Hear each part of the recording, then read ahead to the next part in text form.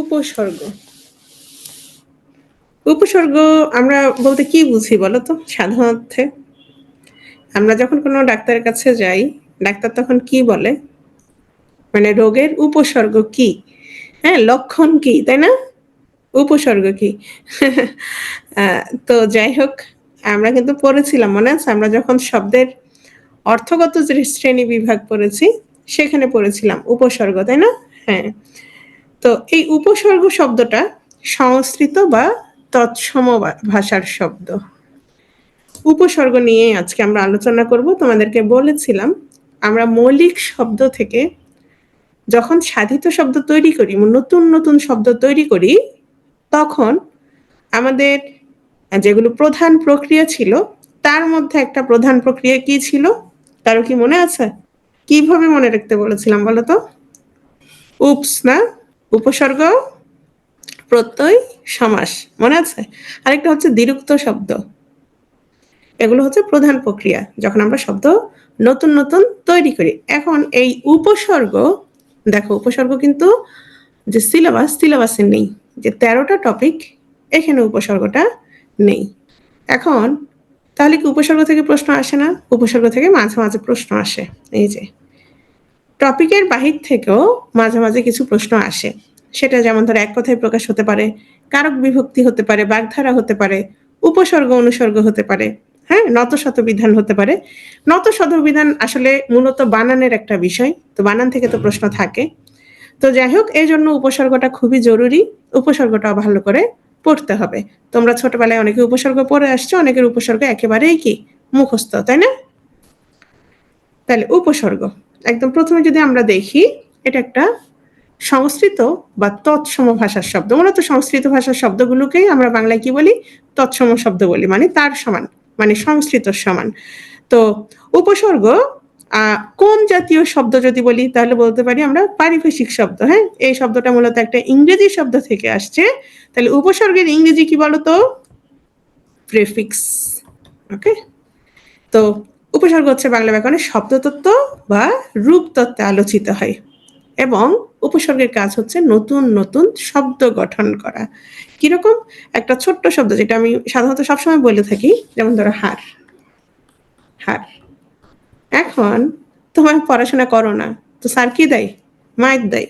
তা আমি যদি বলি প্রো, তাহলে কি হলো? প্রহার, মাইর দেয়া। এই যে এখন ডিসেম্বর, সবার পরীক্ষা শেষ, সবাই কোথায় যাবে বলো তো? ভ্রমণে যাবে, ঘুরতে যাবে।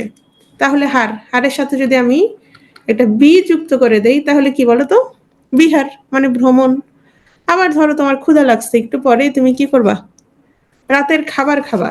তো এই যে হারের সাথে আমি যদি বলি তাহলে কি হলো? আহার হয়ে গেল, তাই না? আবার অনেক সময় অনেক কিছু কি হ্রাস পাই, তো এই হারের সাথে যদি আমি বলি তাহলে কি হলো? অবহার, মানে কি হ্রাস পাওয়া। আবার যদি আমি বলি অধি, তাহলে কি হবে? অধিহার, মানে কি? বৃদ্ধি পাওয়া।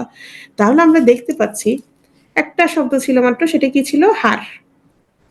এই হারের সাথে প্র, বি, অব এগুলো যুক্ত করে করে আমরা কি করছি?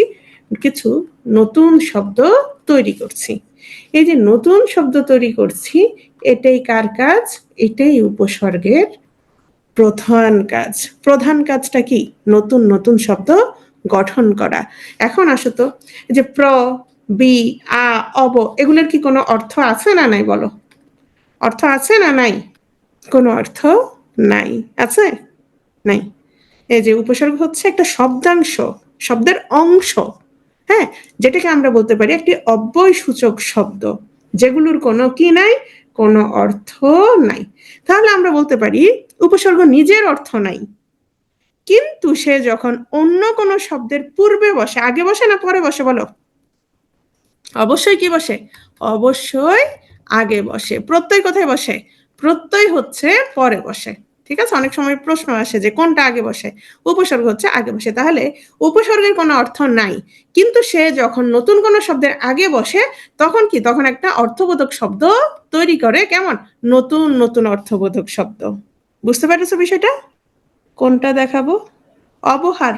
এই যে হারের সাথে তুমি যুক্ত করলেই তো হচ্ছে, অবযুক্ত করলেই তো হচ্ছে। তাহলে উপসর্গ শব্দটা অর্থগতভাবে রূঢ় বা রূঢ়ি শব্দ, মনে আছে? আমরা কিন্তু রূঢ় শব্দের মধ্যে উপসর্গ পড়েছিলাম। কেন?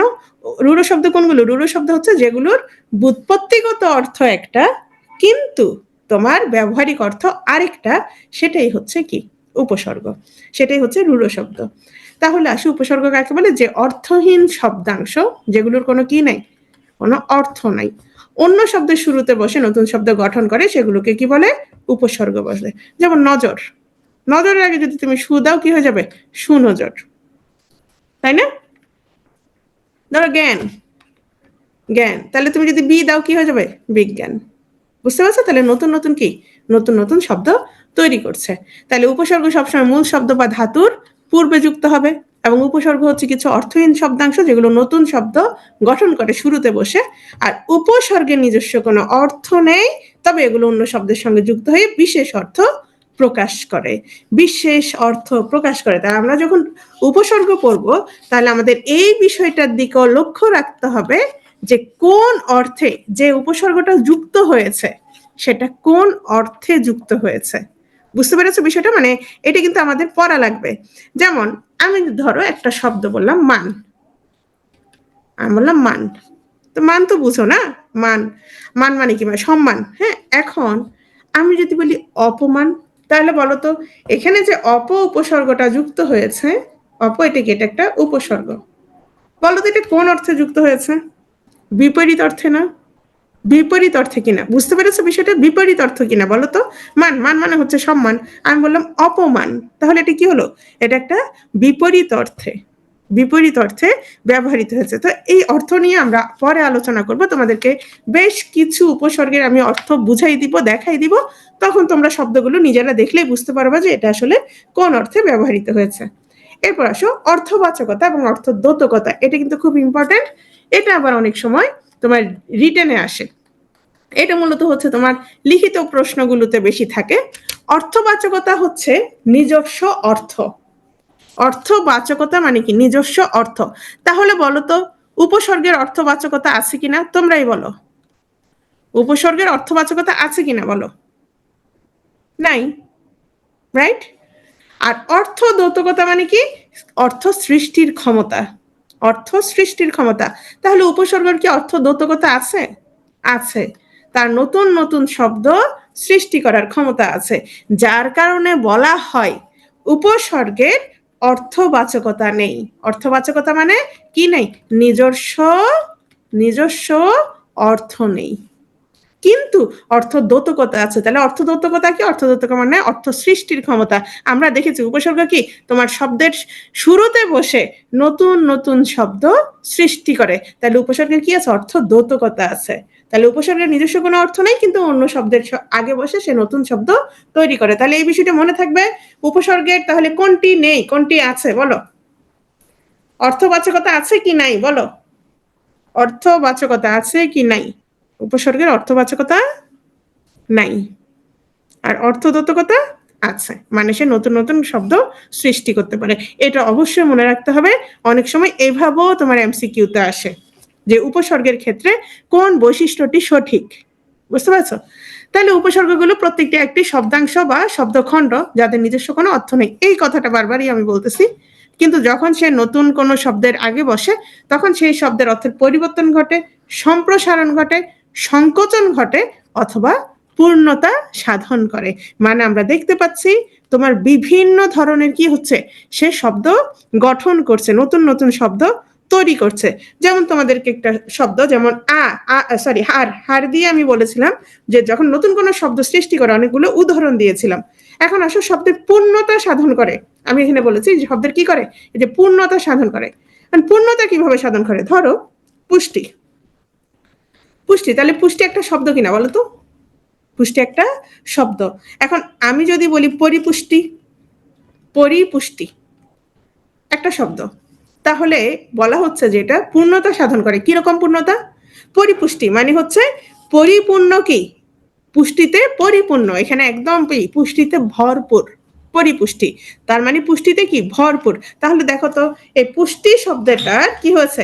অর্থের পূর্ণতা সাধিত হয়েছে কিনা? বুঝতে পারছো বিষয়টা? আবার আসো অর্থের পরিবর্তন ঘটাই। কিরকম পরিবর্তন? যেমন ধরো গমন। গমন গমন মানে কি বলো? গমন মানে কি বলো? যাওয়া। আমি যদি বলি আগমন, কি হবে? শব্দের অর্থের পরিবর্তন ঘটে গেছে না? হ্যাঁ, আবার এটা বিপরীত অর্থ বুঝাচ্ছে, রাইট?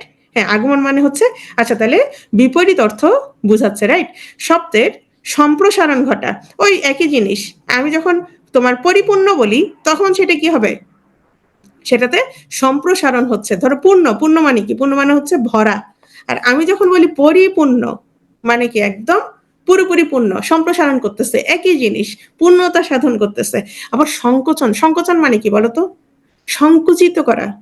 সম্প্রসারণ মানে বড় করা, তাহলে সংকুচিত মানে কি? সংকোচন হচ্ছে ছোট করা। এখন আমি বললাম কাজ, আমি বললাম কাজ, তাহলে আমি যদি বলি অকাজ, এটা কি বড় করা হলো না ছোট করা হলো? অবশ্যই ছোট করা হয়েছে। বুঝতে পেরেছো বিষয়টা? হ্যাঁ, তাহলে এগুলোই হচ্ছে মূলত মানে উপসর্গ নতুন ভাবে নতুন কোনো শব্দাংশের সাথে যখন যুক্ত হয় তখন কি ধরনের পরিবর্তন ঘটে আমরা যখন এই শব্দটা দেখব তখন সেটা আমরা বুঝতে পারবো। তবে এই ক্ষেত্রে তোমরা একটু প্র্যাকটিস করবা। হ্যাঁ, বইয়ের পাশে লিখা আছে, তোমাদের যে বইগুলো আছে সব বইয়ের পাশেই লেখা থাকবে যে কোন অর্থে ব্যবহৃত হয়েছে, সেটা অবশ্যই একটু দেখে নিবা।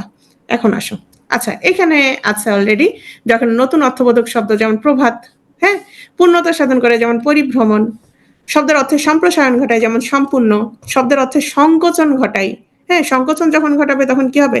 আচ্ছা এটা বলো তো, এটা শুদ্ধ না ভুল বলো তো? কে বলতে পারবে 4 নাম্বারটা এখানে শুদ্ধ না ভুল বলো? ভুল। তাহলে এটা কি হবে বলো তো? কি হবে?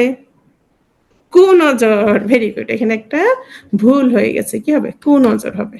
ঠিক আছে, তাহলে কি হবে? এটা সংকোচন ঘটাচ্ছে। হ্যাঁ, যেমন ধরো পয়া, পয়ের সাথে তুমি যখন অযুক্ত করো তখন সেটা কি হয়ে যাবে বলো তো? অপয়া হয়ে যাবে, রাইট? ছোট করা। শব্দের অর্থে পরিবর্তন ঘটে, শব্দের বিপরীত অর্থ প্রদান করে, এগুলো হচ্ছে উপসর্গের কাজ। এখন আসো, প্রশ্ন যেভাবে হতে পারে, যেমন অভাব অর্থে ব্যবহৃত হয়েছে কোন উপসর্গটি? তাহলে কি ধরনের প্রশ্ন একটু খেয়াল করো, কি ধরনের প্রশ্ন হতে পারে? হ্যাঁ, মানে কোন অর্থে ব্যবহৃত হয়েছে এটা তোমার আসতে পারে, তাহলে এটা একটু জরুরি, এটা অবশ্যই অবশ্যই অবশ্যই মনে রাখতে হবে। যেমন আমি যদি তোমারে বলি, হ্যাঁ, যেমন হাঁস, একটা হাঁস, ওকে, এই শীতকালে হাঁসের মাংস খেতে খুব মজা, তাই না? নোয়াখালীর কেউ আছো? আমাদের হচ্ছে নোয়াখালী থেকে, সন্দ্বীপ থেকে আমি অনেক হাঁস আনাই, আমার খুবই মজা লাগে, মানে সবাইকে খাওয়াইতে মজা লাগে। হাঁস, আচ্ছা হাঁস, ওকে। এখন তার আগে আমি একটা ছোট্ট কি যুক্ত করে দিব, তোমার আহ উপসর্গ যুক্ত করে দিই, হ্যাঁ, পাতিহাঁস। পাতিহাঁস, বলো তো এই উপসর্গটা কোন অর্থে ব্যবহৃত হয়েছে?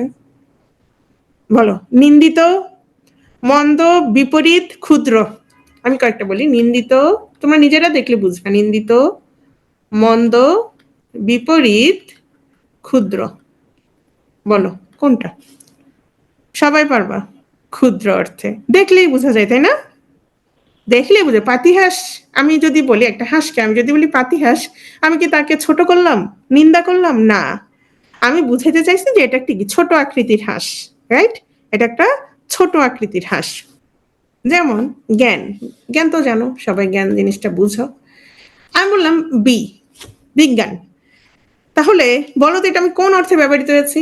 ক্ষুদ্র, বিশেষ, বিশেষ, বিপরীত, নিন্দিত। বলো কোন অর্থে? বলো, ক্ষুদ্র, বিশেষ, বিপরীত, নিন্দিত। বিশেষ অর্থে। এখন আমি যদি বলি জ্ঞান, বিজ্ঞান, এটা কোনোভাবেই কি নয়, বিপরীতও নয়, তোমার নিন্দিতও নয়, ক্ষুদ্রও নয়, তাহলে কোন অর্থে? অবশ্যই বিশেষ অর্থে। তাহলে আমরা এগুলো কিছুটা দেখলে বুঝবো। এটা একটা গেল। তাহলে এটা একটা, এই ধরনের একটা প্রশ্ন হতে পারে, কোন উপসর্গটি ভিন্নার্থে প্রযুক্ত? ভিন্নার্থ মানে কি? ভিন্ন অর্থে প্রযুক্ত। ধরো আমি সবগুলো একই রকম দিলাম, যে সবগুলো নিন্দিত অর্থে দিলাম তিনটা, আর একটা দিলাম সেটা বিপরীত অর্থে, তাহলে তোমরা বুঝে যাবা যে কোনটা আসলে ভিন্ন অর্থে প্রযুক্ত। তার মানে এখানে মূলত তিনটাই হচ্ছে কি, মানে অর্থ সম্পর্কিত।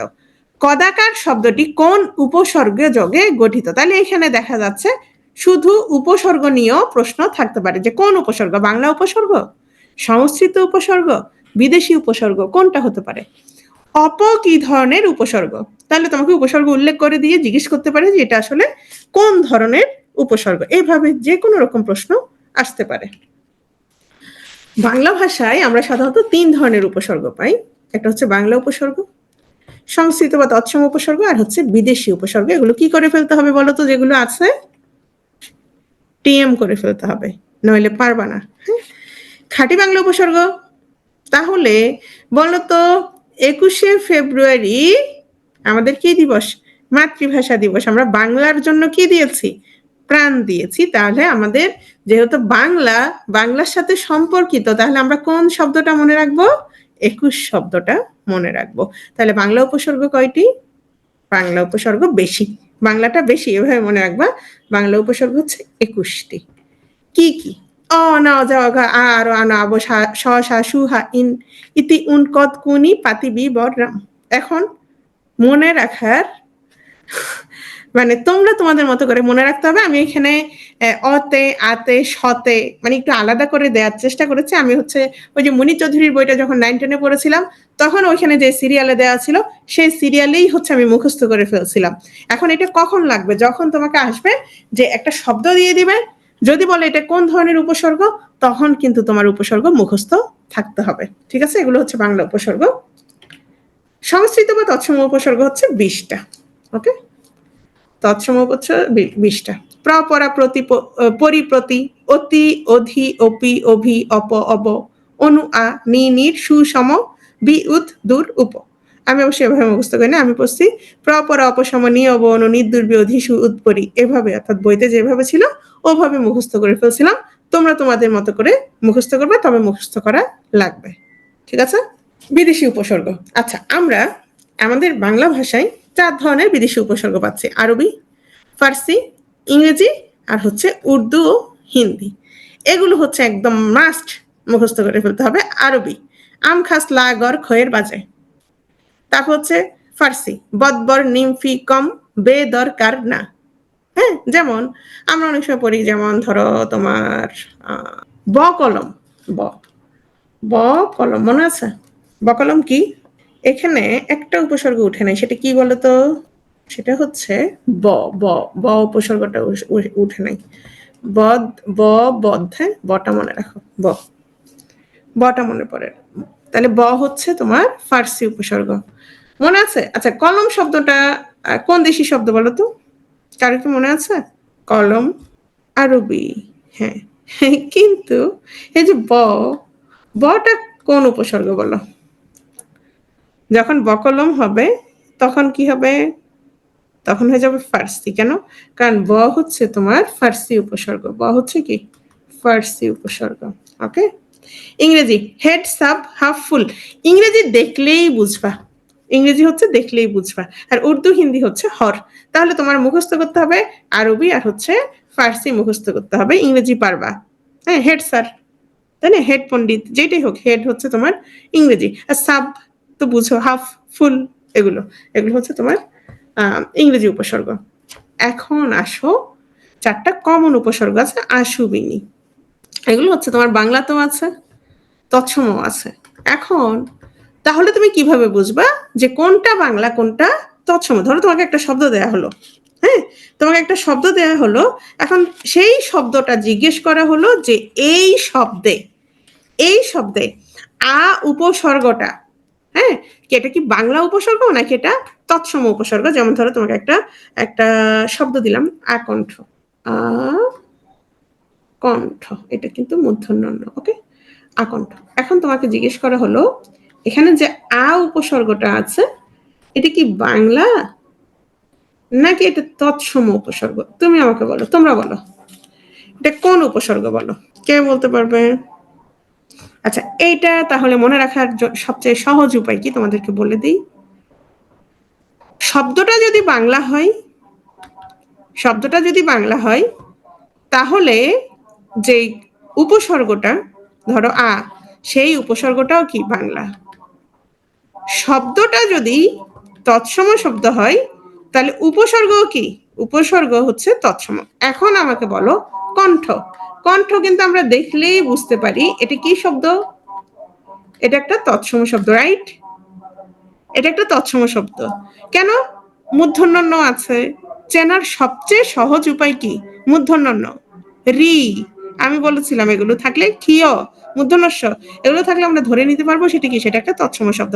তাহলে কণ্ঠ, কণ্ঠ হচ্ছে তৎসম শব্দ। তাহলে এখানে যদি আ কণ্ঠ, এখন আ তো বাংলাও হয় তৎসম হয়, তাহলে আ কণ্ঠ যেহেতু তৎসম শব্দ, তাহলে আ এখানে কি হবে, আ এখানে হচ্ছে তৎসম উপসর্গ। ক্লিয়ার বিষয়টা? এখন আমি বললাম আগাছা, আগাছা, তাহলে বলো তো আগাছার মধ্যে আ কি, বলো বাংলা না তৎসম? এই গাছা এটা হচ্ছে বাংলা শব্দ, তাহলে আ হচ্ছে কি, আ হচ্ছে বাংলা উপসর্গ। ক্লিয়ার বিষয়টা? আ হচ্ছে বাংলা উপসর্গ। এখন একটা একটা কথা তোমাদের একটু করে বলে দেই, সেটা হচ্ছে এগুলো হচ্ছে আমাদের বইয়ে লেখা আছে। যে শব্দটা বাংলা হলে সেটা বাংলা উপসর্গ, শব্দটা যদি কি হয় তৎসম হয় তাহলে সেটা তৎসম উপসর্গ। মজার বিষয় কি জানো, তুমি যদি অভিধান খুলো অনেক শব্দ পাবা, অনেক শব্দ পাবা বাংলা, কিন্তু দেখা যাবে সাথে কি দেয়া আছে বলতো, কোন উপসর্গ আছে বলতো? শব্দটা বাংলা কিন্তু উপসর্গটা কি বলতো? শব্দটা বাংলা কিন্তু উপসর্গটা কি? উপসর্গ হচ্ছে তৎসম। এরকম কিন্তু অনেক আছে। কিরকম? একটু আগেই তোমাদের একটা উদাহরণ দিলাম, সেটা কি ছিল বলতো? কলম, কলম। এখন আমি যদি ব লিখে দিই তাহলে ব কলম কি হয়ে যাবে? ফার্সি হয়ে যাবে, বুঝছো? তো এইটা আমাদের হচ্ছে কোথাও লেখারও দরকার নাই, কোথাও বলারও দরকার নাই, বইতে কিন্তু এভাবেই আছে। বইতে কি আছে? বইতে আছে যে শব্দটা যদি তোমার বাংলা হয় তাহলে উপসর্গ হচ্ছে বাংলা, শব্দটা যদি কি হয় তোমার তৎসম হয় তাহলে উপসর্গ হচ্ছে তৎসম। তোমরা যদি অভিধান খুলো অনেক শব্দ পাবা, যেটাতে হচ্ছে একটার সাথে আরেকটা, সেটা আমাদের দরকার নেই। আমাদের কি দরকার? পরীক্ষায় বইতে যেভাবে আছে ঠিক সেভাবেই হচ্ছে আমাদের উল্লেখ করার দরকার। ঠিক আছে, এটা যেন মনে থাকে। তাহলে এই যে আকণ্ঠ, এখানে এটা কোন উপসর্গ? এটা অলরেডি আমরা বলে ফেলেছি, তৎসম। ঠিক এখানে কিছু বাংলা উপসর্গ দেয়া আছে, শব্দ দেয়া আছে বাংলা। এই বাংলা শব্দগুলো ভালো করে দেখে নিবা। কেন? কারণ এগুলো হচ্ছে বিভিন্ন বইতে আছে। হ্যাঁ, চাকরির যে বইগুলো থেকে, মানে চাকরির পরীক্ষায় সাধারণত যে বইগুলো থেকে প্রশ্ন আছে আসে, সেই বইগুলোতে হচ্ছে এই উদাহরণগুলো দেওয়া আছে। কিরকম? আকারা, তাহলে আকারাতে হচ্ছে তোমার এই আ, এটা হচ্ছে বাংলা উপসর্গ। আধোয়া বাংলা উপসর্গ। আলুনি, আলুনি মানে কি বলতো? কি হয় নাই সেখানে? আলুনি, কে বলতে পারবে আলুনি মানে কি? আমি আগে মনে করতাম কি জানো, মানে আলু টাইপের কিছু একটা, মানে আলু দিয়ে কোনো তরকারি তৈরি করছে এরকম কিছু। আলুনি মানে হচ্ছে লবণের অভাব, যেখানে কোনো কি নাই, লবণ নাই। হ্যাঁ, লবণের অভাব, ভেরি গুড। আকাঠা, হ্যাঁ, আগাছা, তাহলে এগুলো হচ্ছে বাংলা উপসর্গ। সুনজ, সুদিন, সুকাজ, সুখবর। বিভুই, আচ্ছা বিভুই মানে কি, কে বলতে পারবে? 2 বিঘা জমি, কবিতাটা কেউ পড়েছো? কারো মনে আছে? ভুঁই শব্দটা কোথেকে আসছে বলো তো? ভুঁই মানে হচ্ছে ভূমি, ভূমি। হ্যাঁ, ভূমি। তাহলে বিভুই মানে বিদেশ, ভূমি মানে হচ্ছে বিদেশ। বিভুই মানে কি? বিভুই মানে বিদেশ। বুঝতে পারছো বিষয়টা? তাহলে বিপদ। এখন আসো, এই শব্দগুলো হচ্ছে বাংলা, তাহলে উপসর্গগুলো বাংলা। নীলাজ, নিরেট, নিভাজ, নিখুঁত, এগুলো সবগুলি হচ্ছে এই আ সু বি নি দিয়ে এখানে যে শব্দগুলো আছে সবগুলো হচ্ছে বাংলা শব্দ। যার কারণ হচ্ছে এগুলোর পাশে কি এটা দেয়া আছে, এগুলো সবগুলো হচ্ছে বাংলা উপসর্গ। তা আসো তৎসম। এখন অনেক সময় অনেক কিছু আমাদের মুখস্থ থাকে না, হ্যাঁ, প্র্যাকটিসের অভাবে। সেক্ষেত্রে আমরা আসলে কিভাবে চিনবো? তোমাদেরকে আমি তৎসম শব্দ চেনার অনেকগুলো উপায় বলে দিয়েছিলাম, মনে আছে কারো? একদম যখন আমরা শব্দের ক্লাস করেছি তখন তৎসম শব্দ চেনার অনেক অনেক উপায়ের মধ্যে, যেমন মূর্ধন্য ণ ছিল, হ্যাঁ, দীর্ঘ ছিল, দীর্ঘ ইকার ছিল, রাইট, দীর্ঘ ইকার ছিল। হ্যাঁ, যেমন আমি বললাম সুনীল। এখন তোমরা আমাকে বলো, এই সুনীল শব্দে দন্তস্ব রসু উকার সু, আশুবিনি, এই সুনীল শব্দে দন্তস্ব কি নিয়ে, বাংলা না তৎসম? বলো। তৎসম। কেন? কারণ তোমরা নীল এই শব্দটা দেখলেই বুঝতে পারবা এটা কি তৎসম শব্দ, রাইট? তাহলে এই সু হচ্ছে তৎসম উপসর্গ। বিধৃত, রিকার আছে, বিশুদ্ধ, একটু দেখবা কি এখানে কি আছে, হ্যাঁ, দেখবা যে একটু যুক্ত বর্ণ থাকতে পারে। বিজ্ঞান, এই যে জ্ঞান। বিবস্ত্র, বিশুষ্ক, বিন্দ্রী, বিবর্ণ, দেখলেই বোঝা যায়। বিশৃঙ্খল, এই যে রিকার আছে। তাহলে এগুলো হচ্ছে কি তৎসম শব্দ।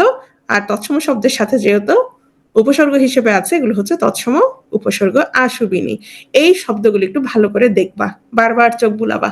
এখন আসো, কোন কোন শব্দে, সব শব্দে কি একটা মাত্র উপসর্গ ব্যবহার করা হয়েছে? না, কোন কোন শব্দে একাধিক উপসর্গ ব্যবহার করা হয়েছে। তাহলে এটা আমরা কিভাবে বের করব? একটা কথা বলি, সেটা হচ্ছে সবার আগে যেমন ধরো অত্যাচার।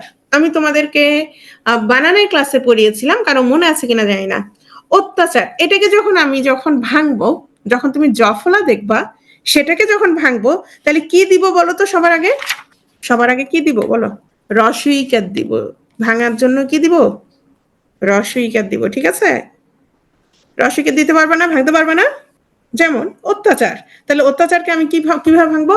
অতি যোগ আ যোগ চার। তাহলে অত্যাচার শব্দে বলো তো উপসর্গ কয়টা আছে? কয়টা উপসর্গ আছে? অত্যাচার শব্দে কয়টা উপসর্গ আছে? দুইটা উপসর্গ, অতি এবং আ। তারপর আসো, আমি বললাম ব্যাকরণ। ব্যাকরণ বলো তো, ব্যাকরণ শব্দে কয়টা উপসর্গ আছে? বলো। প্রথমেই ভাঙো, তাহলে আমরা যদি প্রথমে ভাঙি কি আসবে? বি। তারপর কি আসবে বলো তো? আ। তাহলে আমরা কয়টা উপসর্গ পেলাম? দুইটা। এরপর হচ্ছে করণ, রাইট? তাহলে আমরা এখানে কয়টা পেলাম? দুটো উপসর্গ পেলাম। বি প্রকর্ষ, বলো কয়টা উপসর্গ? বলো কয়টা উপসর্গ? দুটো। বি যোগ প্র, এই তো। এখন আমরা একটা শব্দ সবসময় শুনি, গত কয়েক বছর ধরে অনেক কিছুতেই শুনি, সেটা কি বলতো? অসাংবিধানিক। তাহলে আমাকে বলো অসাংবিধানিক। এখানে কয়টা উপসর্গ দেখি বলো তো? ভাঙো, একটু লিখো, ভেঙে লিখো। আচ্ছা, সবাইকে একটা কথা বলি, সং কি কোনো উপসর্গ আছে? সবাই বলো, সং কি কোনো উপসর্গ আছে? নাই। সঙের জায়গায় আমরা কি দিব বলো তো? সম দিব। Very good. তাহলে ভাঙো তো। প্রথমে আসো, অ যোগ সম যোগ বি। কয়টা উপসর্গ? তিনটা।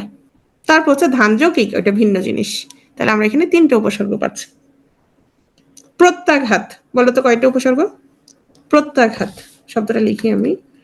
প্রত্যাঘাত বলো। দুইটা। প্রতি প্রতি যোগ আ যোগ ঘাত। তাহলে আমরা দুটো পাচ্ছি, প্রতি যোগ আ, দুটো পাচ্ছি। বুঝতে পেরেছো বিষয়টা? পারবে না? ধরো অপরিমাণ। অপরিমাণ বলো এখানে কয়টা আছে? দুটো। একটা হচ্ছে অ আর একটা হচ্ছে পরি। ঠিক আছে? দুটো। ওকে। তাহলে এখানে কিছু উদাহরণ দেওয়া আছে, এই উদাহরণগুলো একটু সবাই দেখবা। আচ্ছা, যেমন আমি বললাম যে গণ অভ্যুত্থান। হ্যাঁ, তাহলে অভ্যুত্থান শব্দে বলো তো কয়টা আছে? অভ্যুত্থান, হ্যাঁ, কয়টা উপসর্গ আছে বলো? অভ্যুত্থান কি কি আছে বলো তো? অভি যোগ উত। Very good. এই যে অভ্যুত্থান। ঠিক আছে? ওকে, এতটুকু হচ্ছে উপসর্গ। এখানে অনেকগুলো উপসর্গ দেওয়া আছে, এগুলো একটু দেখবা। আর আচ্ছা, থ্যাংক ইউ না, আরো কিছু বিষয় আমি একটু আলোচনা করে দেই, যেটা হচ্ছে অর্থের কথা বলেছিলাম। হ্যাঁ, অর্থের কথা, যেমন কোন অর্থে ব্যবহৃত হয়েছে। তাহলে এখানে একটু আমি আরো কয়েকটা উদাহরণ তোমাদের আলোচনা করি, যেটা বলেছিলাম। যেমন ধরো দা। এখন দায়ের সাথে যদি আমি রাম ব্যবহার করি, রাম, এই রাম কোন উপসর্গ বলো তো? সংস্কৃত না তৎসম না বাংলা? বলো রাম। রাম রাম বলো। বাংলা বাংলা। এই যে মুখস্থ করতে হবে, বুঝছো? মুখস্থ ছাড়া হবে না, মুখস্থ করতে হবে। রাম হচ্ছে বাংলা উপসর্গ। এখন আসো, শব্দটা হচ্ছে শুধু দা, দায়ের সাথে আমি একটা উপসর্গ লাগালাম, সেটা হচ্ছে রাম। আমি যখন রামদা হলো, বলো তো এটা কোন অর্থে ব্যবহৃত হয়েছে? রামদা আমাকে বলো। নিন্দিত, বিপরীত, মন্দ, ক্ষুদ্র, বৃহৎ। বলো। বৃহৎ অর্থে। হ্যাঁ, তো রামদা তাহলে বৃহৎ অর্থে। তাহলে আমি বলি রাম ছাগল কোন অর্থে? কোন অর্থে? বৃহৎ অর্থে। রাম ছাগল কেন? বড় ছাগল। ঠিক আছে? এখন আসো পয়া। আমি বললাম অপয়া, বলো কোন অর্থে? এগুলো কিন্তু দরকার আছে, এগুলো তুমি নিজেই কিন্তু বুঝবা। চারটা অপশন দেখলে তুমি নিজেই বুঝে যাবা। নিন্দিত। ওকে। এখন আসো জানা। আমি বললাম অজানা, বলো তো কোন অর্থে? নিন্দিত, ক্ষুদ্র, বৃহৎ, অভাব। অভাব বলো কোন অর্থে? অভাব অর্থে। কিসের অভাব? জানার অভাব। কিসের অভাব? জানার অভাব। আমি বললাম গ্রহ। গ্রহর সাথে আমি উপ লাগাই দিলাম, বলো কোন অর্থে? নিকৃষ্ট, অভাব, নিন্দিত, ক্ষুদ্র। ক্ষুদ্র অর্থে। হ্যাঁ, উপগ্রহ। উপসাগর, উপনদী, উপজেলা, উপনেতা, উপসাগর, যেটাই উপনগর, সবকিছুই কি অর্থে? ক্ষুদ্র অর্থে। ঠিক আছে? আচ্ছা, আমরা একটা শব্দ পড়েছিলাম না, আলুনি? তাহলে এখানে কোন অর্থে বলো তো? আলুনি। তোমরা এবার কোনো আমি উদাহরণ দিব না, অপশন দিব না, তোমরা নিজেরা বলবা আলুনি কোন অর্থে? অভাব অর্থে, মানে লবণের অভাব। আচ্ছা, সুকণ্ঠ বলো, এখানে কোন অর্থে? সুকণ্ঠ এখানে কোন অর্থে? উত্তম, মানে তোমার নিখুঁত, অভাব, কোনটা? উত্তম অর্থে। Very good. আচ্ছা, আতিশয্য মানে কি বলতো?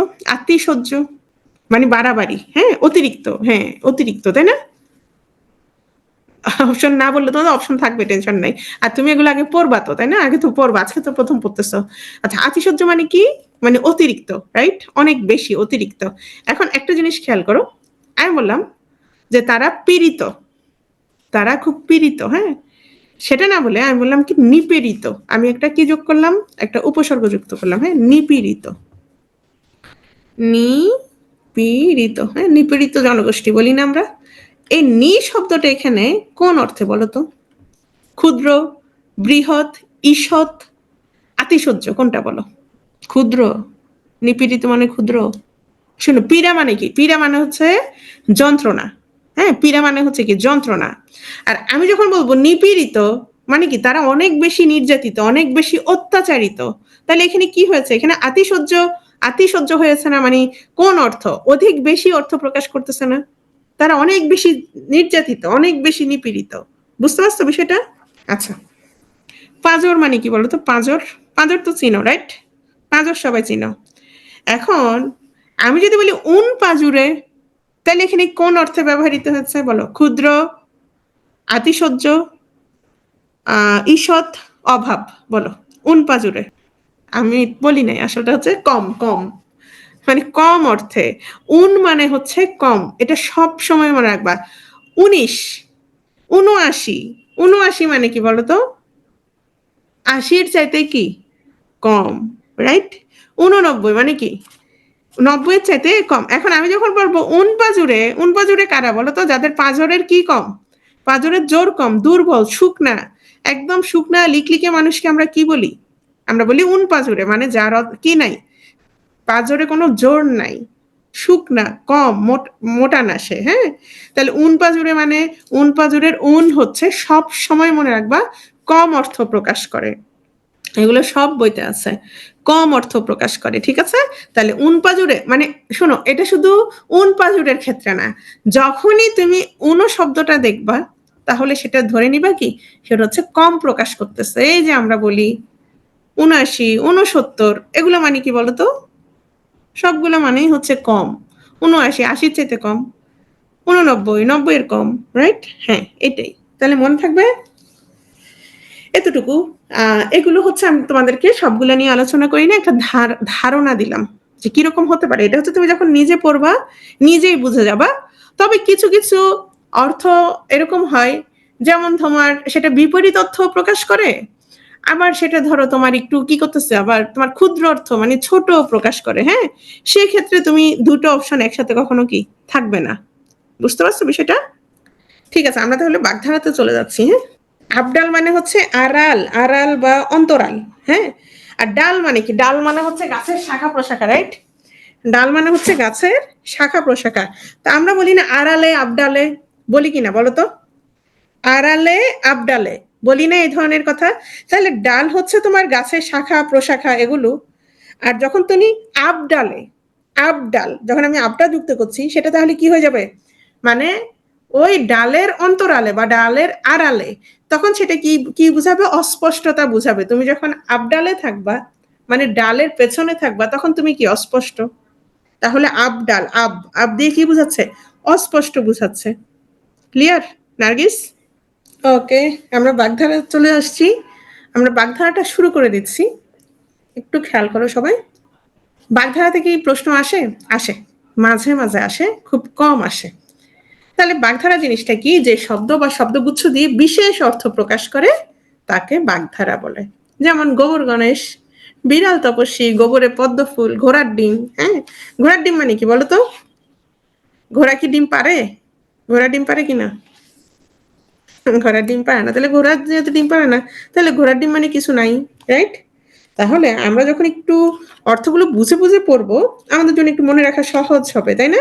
এবং আমি জানি তোমরা অলরেডি অনেক পড়ে ফেলেছো এবং তোমাদের মোটামুটি সব মুখস্থ হয়ে গিয়েছে, তাই না?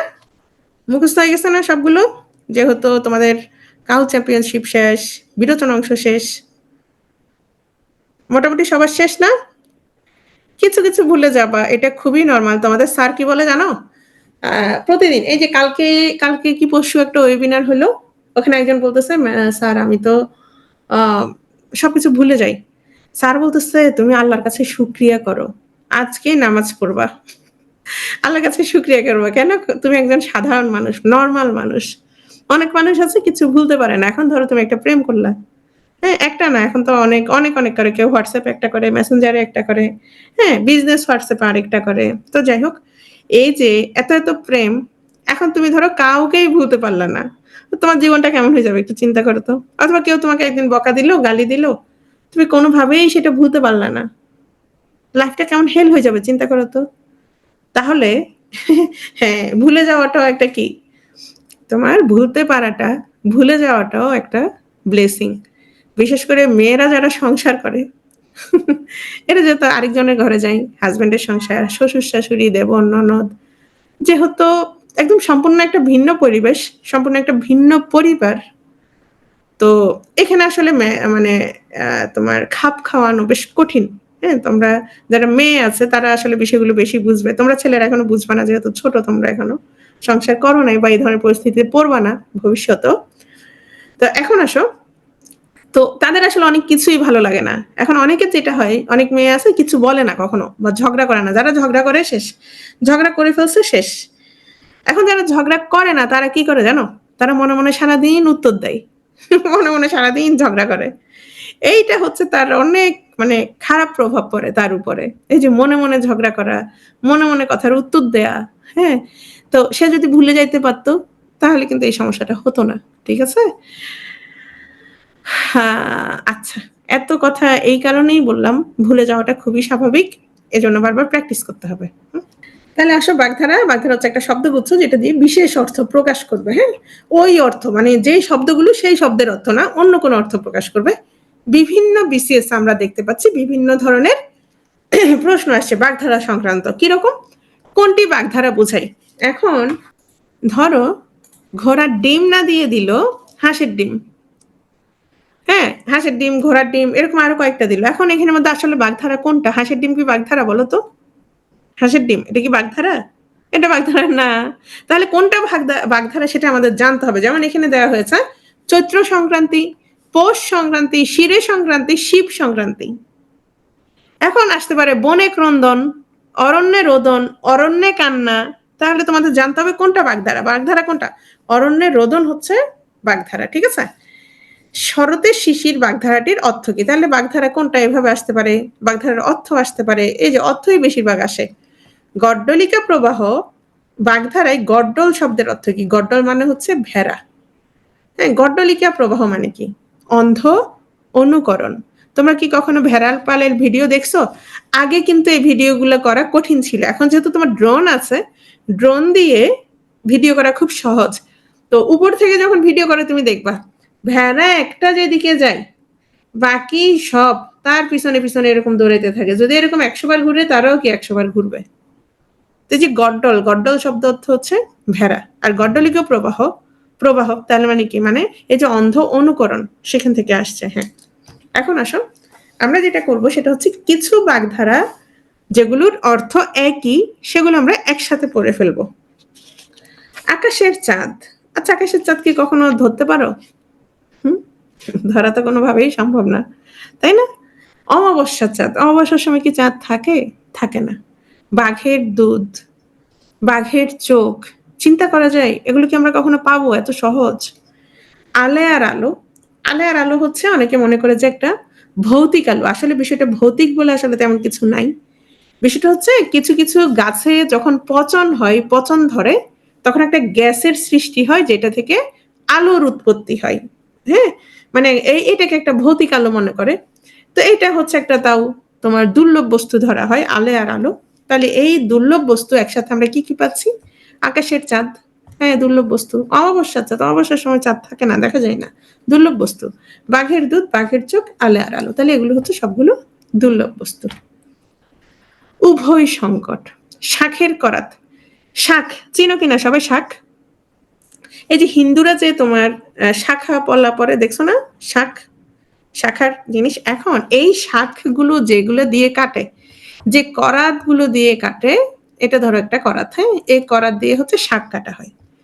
এখন এই করাতের আসলে দুই দিক দিয়েই কি করা হয় বলতো, দুই দিক দিয়েই কাটে। তাহলে যেহেতু এই করাত, নর্মালি আমরা যখন গাছ কাটি, যে করাত গুলো সেগুলো কিন্তু কোন দিকে কাটে, একদিকে কাটে, রাইট? শাখের করাত হচ্ছে দুই দিকে কাটে, এজন্য এটা হচ্ছে উভয় সংকট। করাতের দাঁত ওইখান থেকে আসছে, দুই দিকেই কাটবে, তুমি এদিকে নিলেও কাটবে, এদিকে নিলেও কাটবে, হ্যাঁ, উভয় সংকট। জলে কুমির, ডাঙায় বাঘ, দুই দিকেই সমস্যা। শ্যাম রাখি না, কুল রাখি। সাপ, সাপে, আচ্ছা শ্যাম কে বলো তো? শ্যাম, শ্যাম কাকে বলা হয় বলো তো? কে বলতে পারবে? হিন্দু ধর্মে কেউ আছো? কৃষ্ণকে বলে, হ্যাঁ। এখন রাধা যখন কৃষ্ণর কাছে যায়, তখন কি তার কুলটার বংশটা থাকে, কুল থাকে? হয় কৃষ্ণর কাছে যাবে যেহেতু তার হাজবেন্ড ছিল, অথবা কি তার কুল থাকবে। বুঝতে পারছো বিষয়টা? শ্যাম রাখি না, কুল রাখি, এই বিষয়টা। সাপের ছুঁচু গেলা, ছুঁচু চেন? আমাদের দেশে সাধারণত একটা কথা বলা হয়ে থাকে, হ্যাঁ, ওই যে স্বাদের জন্য রাখতে পারে না, কাটার জন্য গিলতে পারে না। এটাও কিন্তু উভয় সংকট। উভয় সংকট কিরকম? তোমার খুবই মজা লাগতেছে, এখন তুমি রাখতে পারতেছো না, আবার এত বেশি কাঁটা, এত বেশি কাঁটা, তুমি সেটা কি করতে পারতেছো না, গিলতেও পারতেছো না, মানে কি উভয় সংকট। সাপের ছুঁচু গেলাটাও সেম, সে খাইতেও পারতেছে না, আবার কি ফেলতেও পারতেছে না। আর এই যে দুই নৌকায় পা, এইটা তো মানে মোটামুটি সবার সমস্যা, তাই না? দুই নৌকায় পা দিয়ে চলা, তাহলে উভয় সংকট, এগুলো সবগুলো হচ্ছে উভয় সংকট। সুসময়ের বন্ধু, দুধের মাছি, বসন্তের কোকিল, বসন্তেই তো ডাকে কোকিল, তাই না? অন্য সময় কিন্তু আমরা দেখি না বসন্ত, বর্ষাকালে কিন্তু আমরা কোকিলের ডাক শুনি না। সুখের পায়রা, লক্ষ্মীর বরযাত্রী, এগুলো সবগুলোই হচ্ছে সুসময়ের বন্ধু। অসম্ভব বস্তু, আম সত্য কি দিয়ে বানায় বলতো? আম সত্য বানায় আম দিয়ে। কাঁঠাল দিয়ে কি বানায়? না, কাঁঠাল দিয়ে কি বানায় কে বলতে পারবে বলতো? বার্গার বানায়। আমরা মাঝে মধ্যে একজনের থেকে রেসিপি পেতাম, অনেকদিন ধরে আসলে কোনো রেসিপি টেসিপি পাচ্ছি না, তো আমাদেরকে যে কোনো একজন বলছিল কাঁঠাল দিয়ে কি বানাইতে বলছিল, বার্গার বানাতে বলছিল, রাইট? হ্যাঁ। আচ্ছা, তো কাঁঠালের আসলে আমসত্ত্ব হয় না। কাঁঠাল দিয়ে তোমরা কখনো খাইছো কিনা জানি না, আমাদের দেশে তোমার আঠোরা বলে, মানে অনেকগুলো সবজি একসাথে তৈরি করে 18 রকমের পদ, তোমার কাঁচা কাঁঠাল, তারপরে ডাল টাল শাকসবজি এগুলো মিক্স করে একটা খাবার তৈরি করে, খুব মজা লাগে। হ্যাঁ, তো সেটাই হয়েছে তোমার কাঁঠাল দিয়ে করে। আমসত্ত্ব হচ্ছে আম দিয়ে করে, তাহলে কাঁঠালের আমসত্ত্ব হচ্ছে অসম্ভব বস্তু। আকাশ কুসুম, অসম্ভব বস্তু। ব্যাঙের সর্দি, ব্যাঙ হচ্ছে তোমার ডাঙায়ও থাকে, জলও থাকে, দুই জায়গাতেই থাকে, হ্যাঁ, উভচর। তাহলে ব্যাঙের আসলে কখনো সর্দি হয় না। ঘোড়ার ডিম, ঘোড়ার ডিম বলতে আসলে কিছুই নাই, অসম্ভব বস্তু। কুমিরের সন্নিপাত, সোনার পাথর বাটি। শোনো, যে জিনিসটা পাথরের বাটি সেটা তো সোনার হইতে পারে না, হয় সোনার বাটি নয় পাথর বাটি। তাহলে যে জিনিসটা পাথরের সেটা কখনোই কি হইতে পারে, সোনার হইতে পারবে না, এটা একটা অসম্ভব জিনিস। সূর্য পূর্ব দিকে উঠে, তাহলে পশ্চিম দিকে সূর্য উঠাটা অসম্ভব বিষয়, তাহলে এগুলো সবগুলো হচ্ছে অসম্ভব বস্তু। পাচন বলে, হ্যাঁ, আমাদের ওদিকে বলে আঠোরা। খুবই মজার, তাই না? আমার খুবই মজা লাগে। এবার করছিল অবশ্য অপদার্থ। অকাল কুষ্মাণ্ড, শোনো, এটা হচ্ছে তোমার মহাভারতের একটা কাহিনী। তো বুদ্ধির ঢেকি, অকাল কুষ্মাণ্ড যেটা বলতেছিলাম, কুষ্মাণ্ড মানে কি এটা বলো? মানে হচ্ছে কুমড়া। তো জিনিসটা হচ্ছে অকালের কুমড়া, অকালের কুমড়া। তো অকাল কুষ্মাণ্ড এই শব্দটা আসছে তোমার মহাভারতের একটা কাহিনী থেকে। সেটা হচ্ছে ধৃতরাষ্ট্রের যে পত্নী গান্ধারী, তোমরা অনেকে চেনো। তো মূলত হচ্ছে দুইটা তোমার যা যায় যায় সাধারণত একজন আরেকজনকে খুব হিংসা করে, তাই না? যা তখন থাকে অথবা ননদ যখন থাকে, তো একজন জায়ের দেখা গেল সন্তান হয়েছে, আর একজন দেখা গেল সন্তান হওয়ার জন্য সে কি খুব অস্থির হয়ে গেছে, হ্যাঁ। তো সে হচ্ছে সন্তান হওয়ার আগেই সে হচ্ছে জোর করে সন্তানবতী হয়ে তোমার একটা মাংসপিণ্ড অকালে প্রসব করে। যে মাংসপিণ্ডটা প্রসব করে অকালে, সেটা কিসের মতো ছিল? কুমড়ার মতো ছিল, হ্যাঁ, সেটা হচ্ছে কুমড়ার মতো ছিল।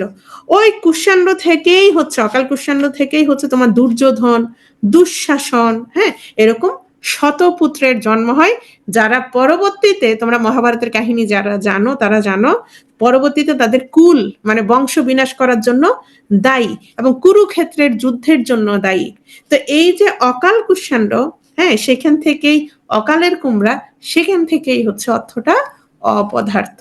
এই যে তোমার দুঃশাসন, দুর্যোধন, হ্যাঁ, এদের কারণেই, এই নামগুলোর কারণেই হচ্ছে তোমার এই শব্দটা আসছে অকাল কুষ্মাণ্ড। বুদ্ধির ঢেকি, আমড়া কাঠের ঢেকি। আচ্ছা, আমড়া কাঠ শক্ত না নরম বলো তো? আমড়া কাঠ শক্ত না নরম? নরম। আচ্ছা, একটা প্রশ্ন ছিল, সান্নিপাত না? সন্নিপাত মানে হচ্ছে কাছে যাওয়া, হ্যাঁ, কাছাকাছি থাকা। তুমি কি কুমিরের কাছাকাছি যাইতে পারবা বলো সোহান? তোমরা খাই ফেলবে কিনা? তাহলে কি, তাহলে এটা একটা অসম্ভব বিষয়, রাইট? এটা একটা, অর্থাৎ একত্র মিলন, কুমিরের কাছাকাছি যাওয়া, একত্র যাওয়া, একত্র মিলন হওয়া। কুমিরের সাথে কি তুমি কাছাকাছি যেতে পারবা? সম্ভব না, এজন্য এটা অসম্ভব। ঠিক আছে। আচ্ছা, আমরা কি পড়তেছিলাম? আমরা কাঠের ঢেকি। আমরা কাঠ কি শক্ত না নরম? অবশ্যই নরম। তাহলে আমরা কাঠ দিয়ে কি ঢেকি বানানো সম্ভব? কোনোভাবেই ঢেকি বানানো সম্ভব না, এজন্য অপদার্থ। গোবর গণেশ, কচুবনের কালাচাঁদ, ঠুটো জগন্নাথ, ঘটিরাম, এগুলো সবগুলো মানেই হচ্ছে অপদার্থ। সারের গোবর, হ্যাঁ, ঢেকির কুমির, এগুলো আরো অনেকগুলো অর্থ আছে, আমি বলবো তোমাদের। ঢেকি অবতার, কুমড়ো কাটা, এগুলো হচ্ছে ঢেকির কুমির। ঢেকির কুমির কি হয়? তারপর হচ্ছে ঢেকি অবতার, কুমড়ো কাটা। কুমড়োর কাটা দিয়ে কি ব্যথা পাও বলো তো? এই যে কুমড়োর কাটা, কুমড়োর যে হালকা পাতলা ছোট ছোট ছোট কিছু, কিসের মতো, মানে খুব নরম নরম কিছু কাটা আছে, ওগুলো দিয়ে কি ব্যথা পাওয়া যায়? একদম কঠিন কাঁটার মতো ব্যথা পাওয়া যায় না। এমনি কাটা, কিন্তু ব্যথা পাওয়া যায় না। তো এই জন্য এটা কি, এর জন্য হচ্ছে এটা অপদার্থ। আদায় গাছকলাই, ওইটা কাঁটা না, ওটা তুমি দেখবা ওই যে কিসের মতো, একটা আঁশের মতো, একটু একটু মানে হালকা, আমরা এটাকে কি বলি, খুব হালকা দেখবা, ওই যে গাছের মধ্যে থাকে, পাতার মধ্যে থাকবে। আচ্ছা, আদায় কাঁচকলাই। আদার, আদার কাজ কি বলতো? আদা, আদার কাজ কি আমরা জানি? শোনো, গরুর মাংস যখন রান্না করা হয় তখন সেটা যেন ভালোভাবে পরিপাক করা যায়, ভালো করে সিদ্ধ হয়, এজন্য আমরা কি ব্যবহার করি? বেশি করে কি দেই? আদা দেই, হ্যাঁ, যেটার কাজ হচ্ছে পরিপাক করা, মানে হজম করা। আর তোমার ধরো খুব পেট নরম, একদম নরম হয়ে গেছে, তুমি পেটটা একটু শক্ত করবা, তখন তুমি কি খাবা? তখন তুমি খাবা কাঁচকলা, রাইট? তখন খাবা কাঁচকলা। তাহলে একটার কাজ হচ্ছে তোমার পরিপাক করে দেওয়া, হজম করে দেওয়া, একদম তাড়াতাড়ি পাস করে দেওয়া, আদার কাজ। আর কাঁচকলার কাজ হচ্ছে ওইটারে কি করা? শক্ত করা, উল্টো। তাহলে এজন্য আদা আর কাঁচকলা উল্টো, মানে ভীষণ শত্রুতা। ওহি নকুল, সাপ আর বেজি। নকুল মানে হচ্ছে বেজি। তাহলে সাপ আর বেজি দেখবা, ওরা যদি কোনোভাবে ওদের দেখা হয়, ওরা কি শুরু করে বলতো? যুদ্ধ শুরু করে দেয়। হ্যাঁ, সাপে নেউলে, তাও একই জিনিস। ওহি নকুল আর সাপে নেউলে তো কথা একটা, মানে বেজি। নকুল নেউলে এগুলো সবই বেজি। তাহলে এদের কাজ হচ্ছে ভীষণ শত্রুতা। দা কুমড়া, কুমড়ার কাজ, দার কাজে হয়েছে কি? কুমড়া কাটা। এগুলো হচ্ছে ভীষণ শত্রুতা। সুন্দর মিলন, মণিকাঞ্চন যোগ, সোনায় সোহাগা, আম দুধে মেশা, কি সুন্দর লাগে দেখো, কি মজার একটা খাবার। হ্যাঁ, আম প্রিয় কার কার বলো তো? আমার তো মানে আমের দিন আসলে আমি ভাতটা তার খাই না, এত মজা লাগে আমার আম। আম দেখলেই খাইতে ইচ্ছে করে। তো এই হচ্ছে সুন্দর মিলন এগুলো। কাল্পনিক বস্তু, দিবা স্বপ্ন। দিবা স্বপ্ন, এই যে দিনে ধরো ঘুম নাই, নিদ্রা নাই, খালি সে শুই শুই স্বপ্ন দেখলো, হ্যাঁ, কাল্পনিক বস্তু। আকাশ কুসুম, তাহলে এগুলো হচ্ছে কাল্পনিক বস্তু। আমি আমদুদও খাই, খুব মজা লাগে আমার। হতভাগ্য বা মন্দ ভাগ্য। আচ্ছা, ইঁদুর কপাল। ইঁদুরের কপাল কতটুকু বলো তো? কটুকার হবে, একটু হবে, ছোট। ছোট কপাল বুঝাইছে, মানে হচ্ছে মন্দ ভাগ্য, হতভাগ্য। আট কপালে, কপাল পোড়া, অষ্ট কপাল। ওই আট কপাল আর অষ্ট কপাল এগুলো একই, এগুলো মানে হচ্ছে হতভাগ্য বা মন্দ ভাগ্য। হার হাবাতে, হ্যাঁ, এগুলো হচ্ছে মন্দ ভাগ্য। গোপ খেজুরে, তোমার এগুলো হচ্ছে অত্যন্ত অলস। পিপু পিসু, পিপু পিসু মানে কি বলো তো? কে বলতে পারবে? কারো কি মনে আছে পিপু পিসু? শুধু অর্থটা, অর্থাৎ পুরোটা বলো। হ্যাঁ, পুরোটা লেখো। পিঠ পুরলো ফিরে শুই। শোনো, এক জায়গাতে তোমার একটা রাজার ইচ্ছা হলো, আমি আমার যে রাজত্ব, এই রাজত্বের মধ্যে দেখব সবচেয়ে অলস কারা, সবচেয়ে অলস যে তিনজন, তাদেরকে আমি বের করব। এখন যখন তোমার চারিদিকে খোঁজ খবর দেওয়া হলো যে এখানে সবচেয়ে অলসকে, সবাই বলা শুরু করলো যে আমি সবচেয়ে অলস, আমি সবচেয়ে অলস, একজন এক একভাবে বলা শুরু করলো। এখন বিচারকরা কি করলো যে এটা তো আসলে বিচার করে দেখতে হবে কে সবচেয়ে বেশি অলস, তখন তারা কি করলো, আগুন লাগাই দিল। এখন যখন আগুন লাগছে তখন দেখা গেছে সবাই তাড়াতাড়ি ছুটে যাচ্ছে, এদিক ওদিক চলে যাচ্ছে। হ্যাঁ, তাহলে তারা কি মানে যেহেতু তারা অলস না, বুঝা গেল যে তারা আসলে অলস না। এখন এর মধ্যে দেখা গেল তিনজন এখনো শুয়ে আছে, এত আগুন টাগুন, এরপরেও তাদের কোনো খোঁজ খবর নাই, তাদের শরীরে কিন্তু কি তাপ লাগতেছে।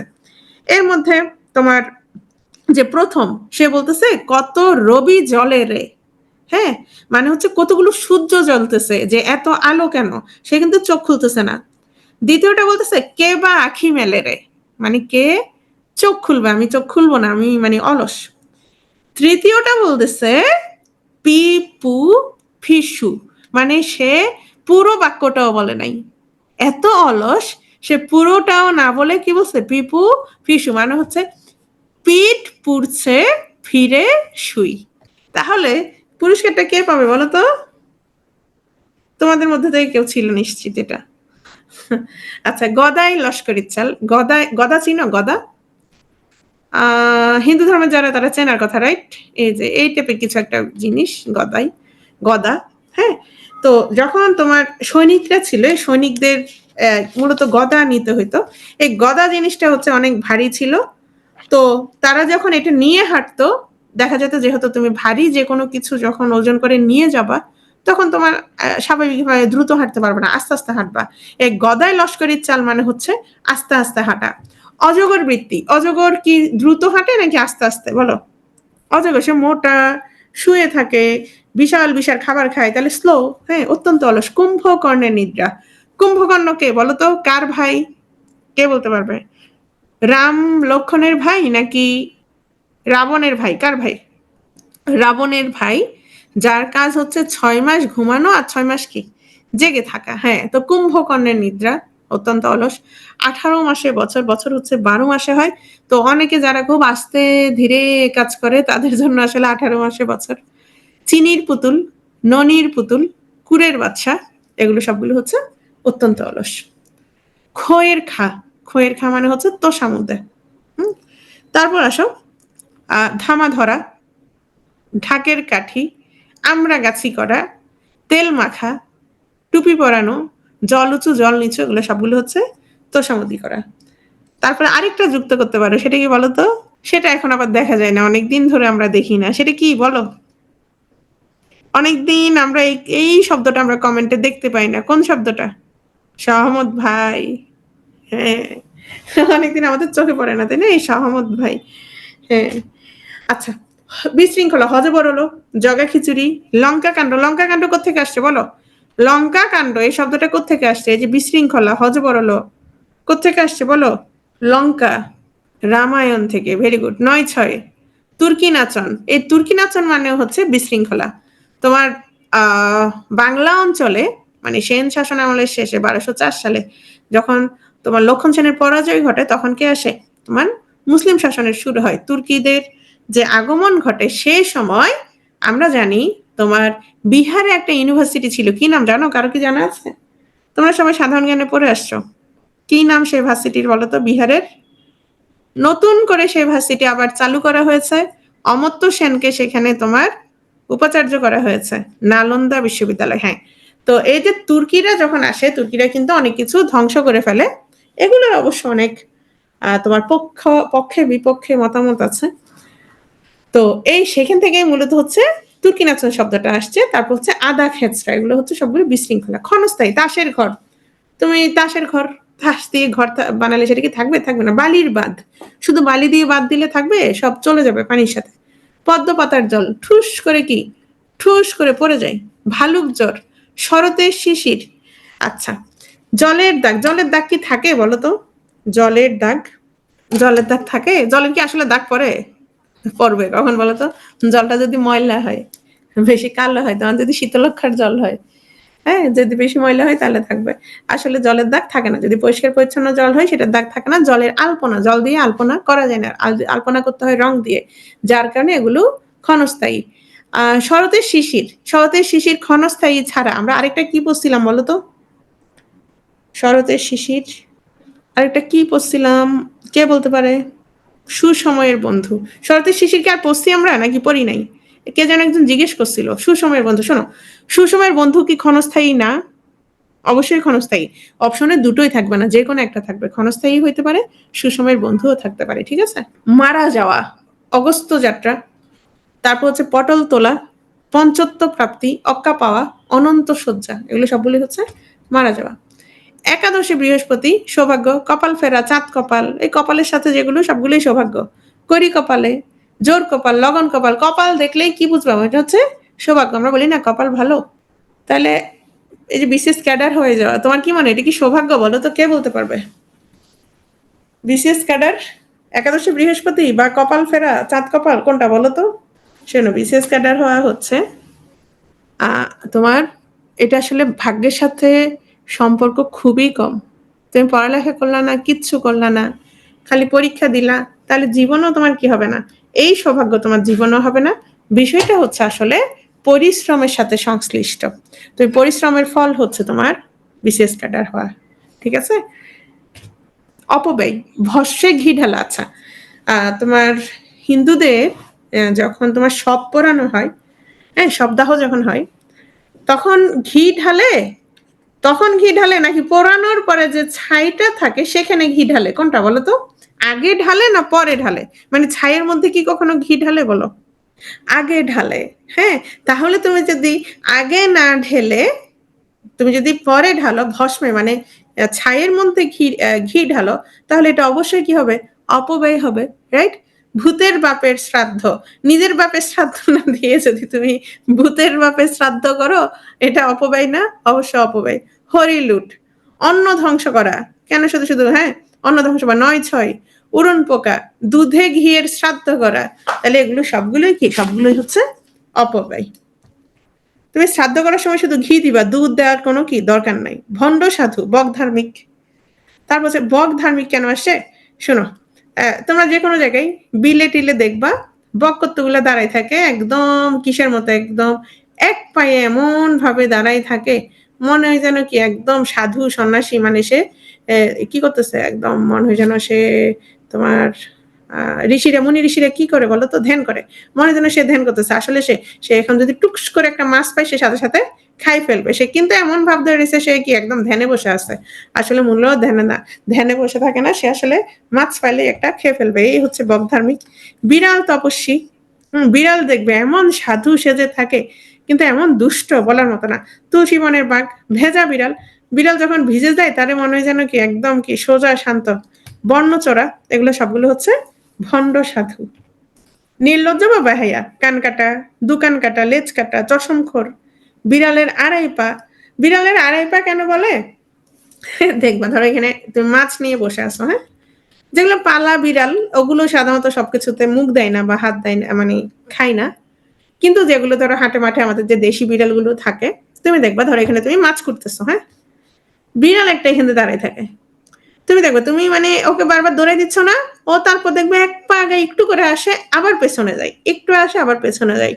এই কারণে বলা হয়ে থাকে বিড়ালের আড়াই পা, মানে নির্লজ্জ বা বেহায়া। বুঝতে পারছো? নির্বোধ বা বোকা, গোবর গণেশ, নিরেট মূর্খ, অঘা, অঘা দেখলেই বুঝবা সেটা নির্বোধ বা বোকা। অঘা চণ্ডী, অঘা রাম, গোমূর্খ, হস্তি মূর্খ, হ্যাঁ, গো মানে কি গরু, হস্তি মানে কি হাতি, গোমূর্খ, হস্তি মূর্খ, এগুলো সবগুলোই কি? সবগুলোই হচ্ছে নির্বোধ বা বোকা। হ্যাঁ, অপমান ভুলে যায়, খুব নির্লজ্জ। তোমার ভুল বানানটা ভুল হয়েছে শর্মী। ভুল বানান হচ্ছে, আমরা অনেকেই ভুল বানান ভুল করি। ভুল বানান হচ্ছে রস্ব উকার। ভুল বানান দীর্ঘ দিলে সেটা বেশি ভুল আবার। ছটফট করা, অকট বিকট করা, খাবি খাওয়া, আকু পাকু করা, এগুলো তো ছটফট করা। এই যে দেখো মাছ যখন ধরে দেখবা আমরা কি করি, যে আকু পাকু করে, খাবি খাচ্ছে, অকট বিকট। পানিতে ডুবে গেলে কি বলে? যে পানিতে খাবি খাচ্ছে, যখন যারা সাঁতার জানে না, তাই না? অন্ধের জ্যোষ্ঠী, অন্ধের নরি, হ্যাঁ, যেটাই বলো না কেন এটা হচ্ছে তোমার একমাত্র সম্বল। এই যে একমাত্র সন্তান। শিবরাত্রির সলতে সবে ধন নীলমণি। আচ্ছা, শিবরাত্রির সলতে জিনিসটা কি? শিবরাত্রি তো চেনো অনেকে। সেটা হচ্ছে তোমার ফাল্গুন মাসের প্রথমে যেদিন কৃষ্ণ চতুর্দশী পরে, ওই দিনে একটা ব্রত পালন করা হয় যেটাকে বলা হয় শিবরাত্রির ব্রত। সেখানে মূলত শিবের মঙ্গল কামনায় এই পূজাটা করতে হয়।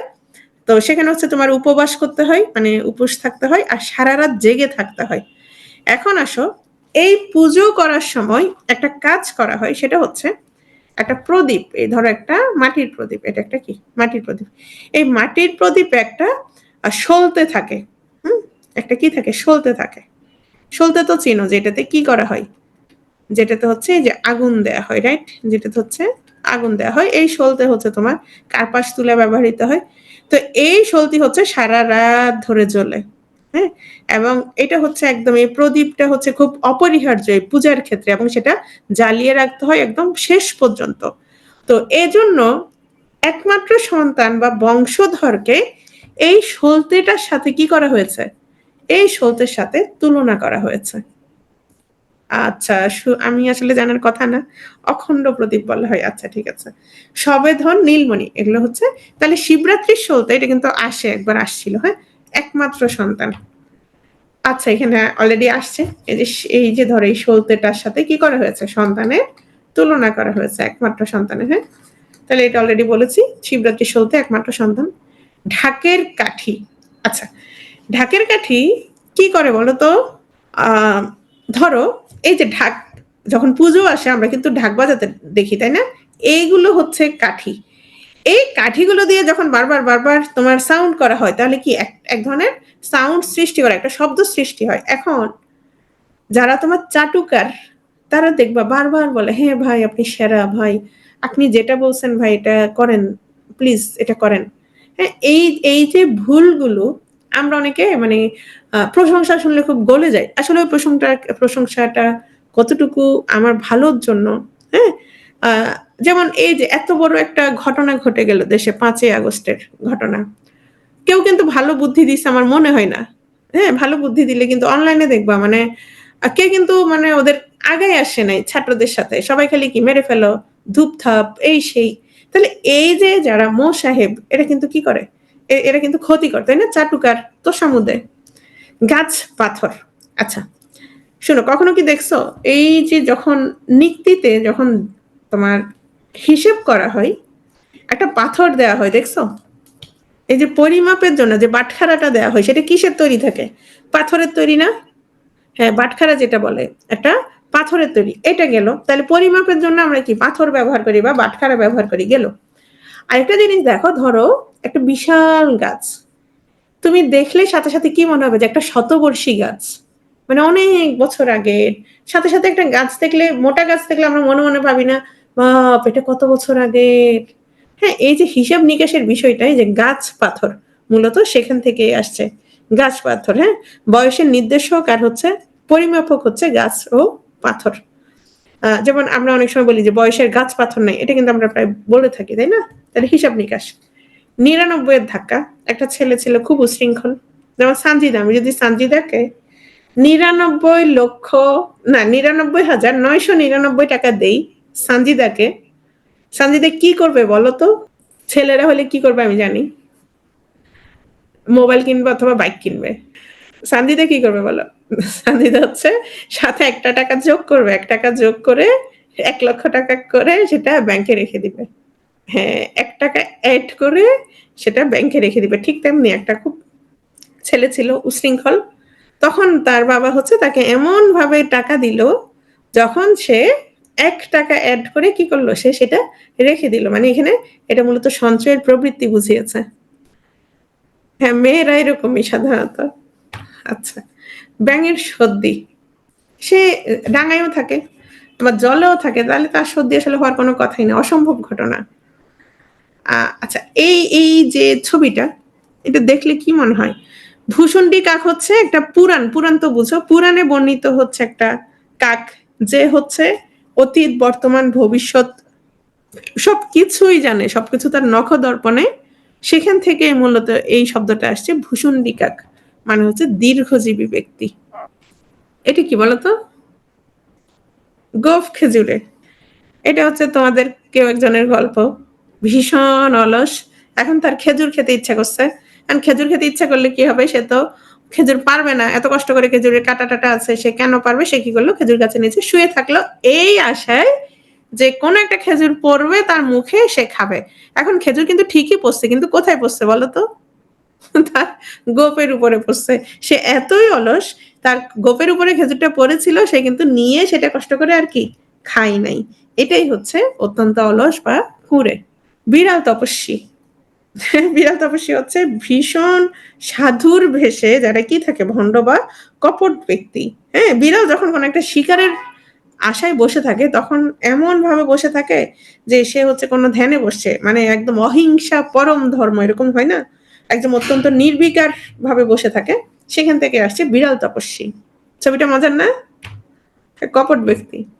অর্ধচন্দ্র, তুমি যখন কাউকে গলা ধাক্কা দিবা, এখন গলা ধাক্কা দেওয়ার সময় তুমি হাতটাকে কিভাবে করতে হবে বলো তো? হাতটাকে এভাবে করতে হবে। এখন হাতের দিকে তাকাই দেখো, এটা কিসের মতো হয়েছে? অর্ধচন্দ্রর মতো হয়েছে, তাই না? এই যে অর্ধচন্দ্র, হাতটাকে এভাবে বাঁকা করতে হয়। অর্ধচন্দ্র মানে হচ্ছে গলা ধাক্কা দেওয়া। বক ধার্মিক, এটা তো অলরেডি বলছি। এই যে সেইম, তোমার ওই যে বিড়াল, কি বলে, বিড়ালের মতো, তাই না? কপট সাধু বা ভদ্র বেশি অভদ্র, ভিজে বিড়াল সেইম, দেখতে নিরীহ কিন্তু আসলে খুব ধরিবাজ। স্কিন কেয়ার করতেছে। আচ্ছা, অমাবস্যার চাঁদ, অমাবস্যায় তো চাঁদ থাকে না, দুর্লভ বা অদর্শনীয়। কেউ কেটা, আমরা বলি এই তুই কে কেডারে, ওইখান থেকে তুচ্ছ বা নগণ্য।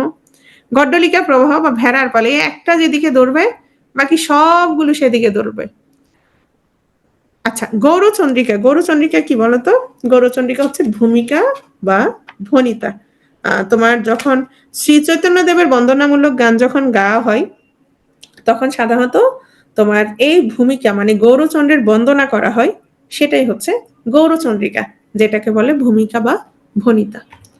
কালে ভদ্রে মানে আমরা জানি কদাচিৎ বা খুব কম সময়, অকাল কুষ্মান্ড অলরেডি বলছি, অপদার্থ, কাহিনী লেখা আছে।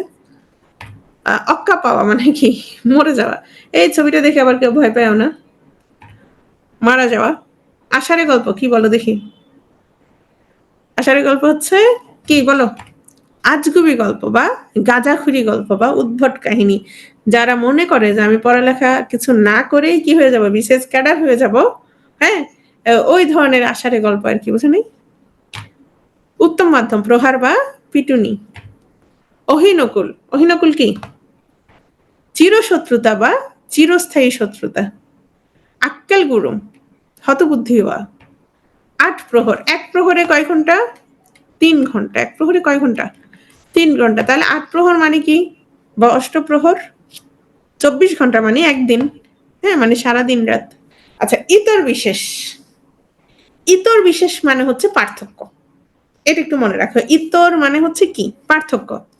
এখন বর্তমানে ইতর মানে পার্থক্য, এই শব্দটার অর্থ পরিবর্তিত হয়ে গেছে। বর্তমানে তোমার ইতর পার্থক্য শব্দ হিসেবে, অর্থ হিসেবে আর ব্যবহার করা হয় না। তাহলে এটা এখন কোন অর্থে ব্যবহার করে? এটা হচ্ছে অভদ্র বা অসভ্য বা অশ্লীল অর্থে। এখন না, ওর একটা গান ছিল, কি জানো, কি একটা গান ছিল জানি, ও অভদ্র, ভুলে গেছি, অভদ্র প্রেম, এইরকম একটা গান ছিল, এই জন্য ছবিটা দিছিলাম। তো দেখো, এখানে হচ্ছে আর যদি পার্থক্য অপশনে না থাকে তখন অভদ্র দিবা, আর যদি অভদ্র অপশনে না থাকে তাহলে পার্থক্য দিবা। ঠিক আছে? আচ্ছা, এখানে একটু দেখো তো, পঞ্চত্ব প্রাপ্তি, পঞ্চত্ব প্রাপ্তি মানে কি? পঞ্চত্ব প্রাপ্তি মানে পঞ্চত্বকে প্রাপ্ত, রাইট? পঞ্চত্ব হচ্ছে পঞ্চভূতে পরিণতি, পঞ্চভূতে। পঞ্চভূত কি কি? ক্ষিতি, অপতেজ, মরুদ, বোম, এগুলো এগুলো হচ্ছে তোমার, মানে হচ্ছে তুমি যখন মারা যাবা তোমার দেহ হচ্ছে মূলত এগুলো দ্বারা নির্মিত। হ্যাঁ, প্রাচীন ভারতীয় দর্শন মতে তোমার এই 5টা ভূতের সমন্বয়ে, হ্যাঁ, এই পঞ্চতত্ত্বর সমন্বয়ে তোমার শরীর তৈরি করা হয়েছে। তো তুমি যখন মারা যাবা তখন আবার শরীর এগুলোতে কি বিশ্লিষ্ট হয়ে যাবে। হ্যাঁ, বলা হয় পঞ্চত্ব প্রাপ্ত মানে মারা যাওয়া। পটল তোলা, আচ্ছা, এখানে অনেক রকমের, সব যেটাই বলো না কেন অর্থ হচ্ছে কি? অর্থ হচ্ছে মারা যাওয়া। বিষয়টা হচ্ছে চোখের অক্ষিপটল, চিনো কিনা? চোখের আরেকটা হচ্ছে অক্ষিপটল। তো মানুষ যখন মারা যায় কি হয়? চোখ উল্টে যায় না অনেক সময়, যার কারণে বলা হয় পটল তোলা। এটা একটা গেল। আবার তুমি যখন কোনো পটল গাছের পটল তুলে ফেলবা, পটল গাছ একবারই ফলন দেয়, তো সব পটল যখন একসাথে তুলে ফেলবা গাছটা কি মারা যাবে, তো সেটাকেও বলে পটল তোলা। আবার পট মানে কি জানো? পট, পট মানে হচ্ছে পরিধেয় বস্ত্র বা কাপড়। তো মৃত ব্যক্তির যখন পট বা পরিধেয় বস্ত্র তুলে রাখতে হয় সেটাকেও কি বলা হয়? পটল তোলা। তো এই সবকিছু মিলে পটল তোলা মানে মারা যাওয়া। পোয়া বারো, ওই যে তোমরা তো গুটি খেলো কিনা কেউ, পাশা খেলার একটা দান হচ্ছে পোয়া বারো, মানে তোমার ছক্কার গুটি ফেলে যদি মানে কোনো চালে যদি 1-6-6 পড়ে, সেটাই হচ্ছে মূলত পোয়া বারো দান। তো ওখান থেকে মূলত এটা আসছে যে সম্পূর্ণ অনুকূল বা পরম সৌভাগ্য। রসাতল যাওয়া, আচ্ছা এটা কি কেউ বুঝো রসাতল? আমরা কিন্তু জানি রসাতল মানে হচ্ছে অধপাত, ধ্বংস বা বিনাশ। আচ্ছা, মূলত হচ্ছে আমরা ত্রিভুবন শব্দটা কেউ কি বুঝো? শব্দটা শুনছো না, ত্রিভুবন? তো স্বর্গমত্ত, এটা তো আমরা সবাই চিনি, রাইট? মত্ত মানে পৃথিবী, স্বর্গ মানে স্বর্গ। আচ্ছা, আরেকটা আছে পাতাল, রাইট? কি? পাতাল। স্বর্গমত্ত, পাতাল। তাহলে স্বর্গ আমরা ধরে রাখি যে আকাশের উপরে, এখানে স্বর্গ। মত্ত মানে হচ্ছে এটা পৃথিবী, তাহলে পাতাল কই? পাতাল হচ্ছে নিচে, রাইট? পৃথিবীর নিচে পাতাল। ওকে, এখন বলা হয়ে থাকে এই পাতালের আবার কয়টা স্তর আছে? 7টা স্তর আছে। এই যে পাতাল, এই পাতালের 7টা স্তরের একদম নিচের দিকের একটা স্তরের নাম হচ্ছে রসাতল। তার নিচে গিয়ে কি? পাতাল। বুঝতে পারছো? তাহলে এখানে কি কি? অতল, বিতল, সুতল, তলাতল, মহাতল, রসাতল, পাতাল। এই রসাতলের নিচে হচ্ছে পাতাল। তাহলে এই রসাতল মানে কি? একদম নিচে চলে যাওয়া, মানে হচ্ছে রসাতল মানে হচ্ছে একদম অধপাত বা ধ্বংস বা বিনাশ। বুঝতে পারছো বিষয়টা? হাতের পাঁচ, যদিও এখানে 2 টাকার ছবি দেয়া, একটা ছবি তুলে নিতে হবে, আসলে 5 টাকা আছে এরকম। হাতের পাঁচ মানে হচ্ছে শেষ সম্বল, মানে হাতের 5টা আঙ্গুল ছাড়া হাতে আসলে আর কোনো কিচ্ছু নেই, টাকা পয়সা কোনো কিছু নেই, শুধু কি আছে?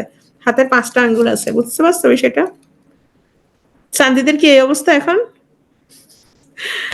আচ্ছা, সর্বনাশ বা পতন, ভরা ডুবি। হ্যাঁ, শাখের করাত, এটা অলরেডি আমরা বলছি যে এই করাত গুলো হচ্ছে শাখের করাত, যে শাক কাটতেছে যেগুলো শাক। তো এই করাতের হচ্ছে 2 দিকেই কাটা যায়, এজন্য উভয় সংকট। গোকুলের সার কি বলতো, কে বলতে পারবে? ছবি দেখে বলো। স্বৈরাচার, স্বৈরাচার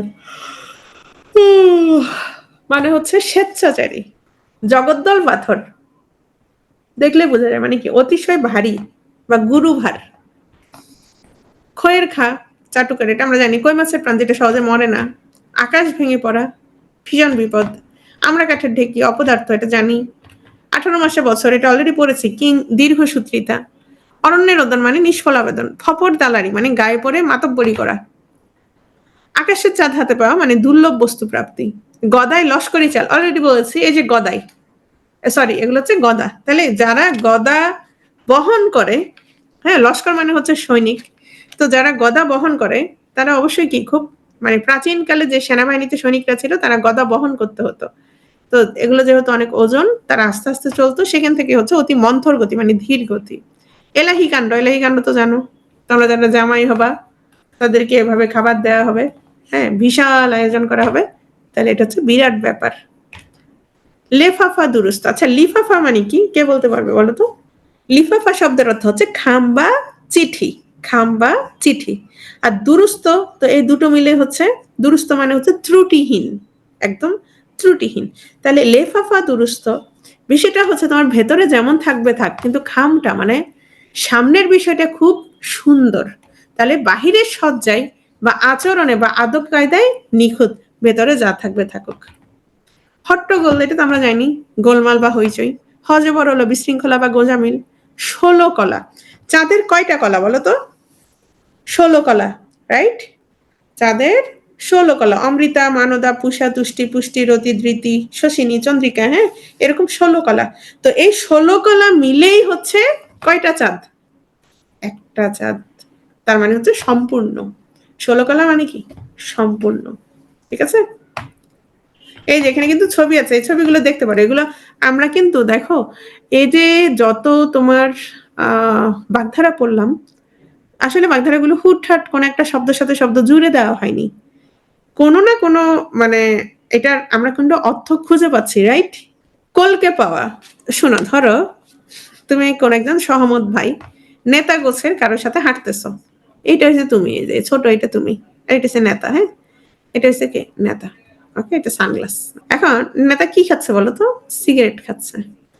এই যে তুমি সারাক্ষণ বলতেছো জি জি ভাই, জি ভাই, একদম সব ঠিক আছে, সব ঠিক, জি ভাই যা বলেন তাই ঠিক আছে, এটা তুমি। নেতা মাঝে মধ্যে তোমাকে কি দিবে বলো তো? এই যে নেতা মাঝে মাঝে সিগারেট খাচ্ছে, তো সে কি করবে বলো তো? তোমাকেও একটা দুইটা টানতে দিবে, দিবে না? এই যে এত চাটুকারগিরি করতেছো, তাহলে অবশ্যই দেওয়া উচিত, কি বলো? হ্যাঁ, এই যে মাঝে মধ্যে দিবে, ঠিক এরকম আগে তো আর সিগারেট খেত না, আগে কি খেত? কলকে খেত, রাইট?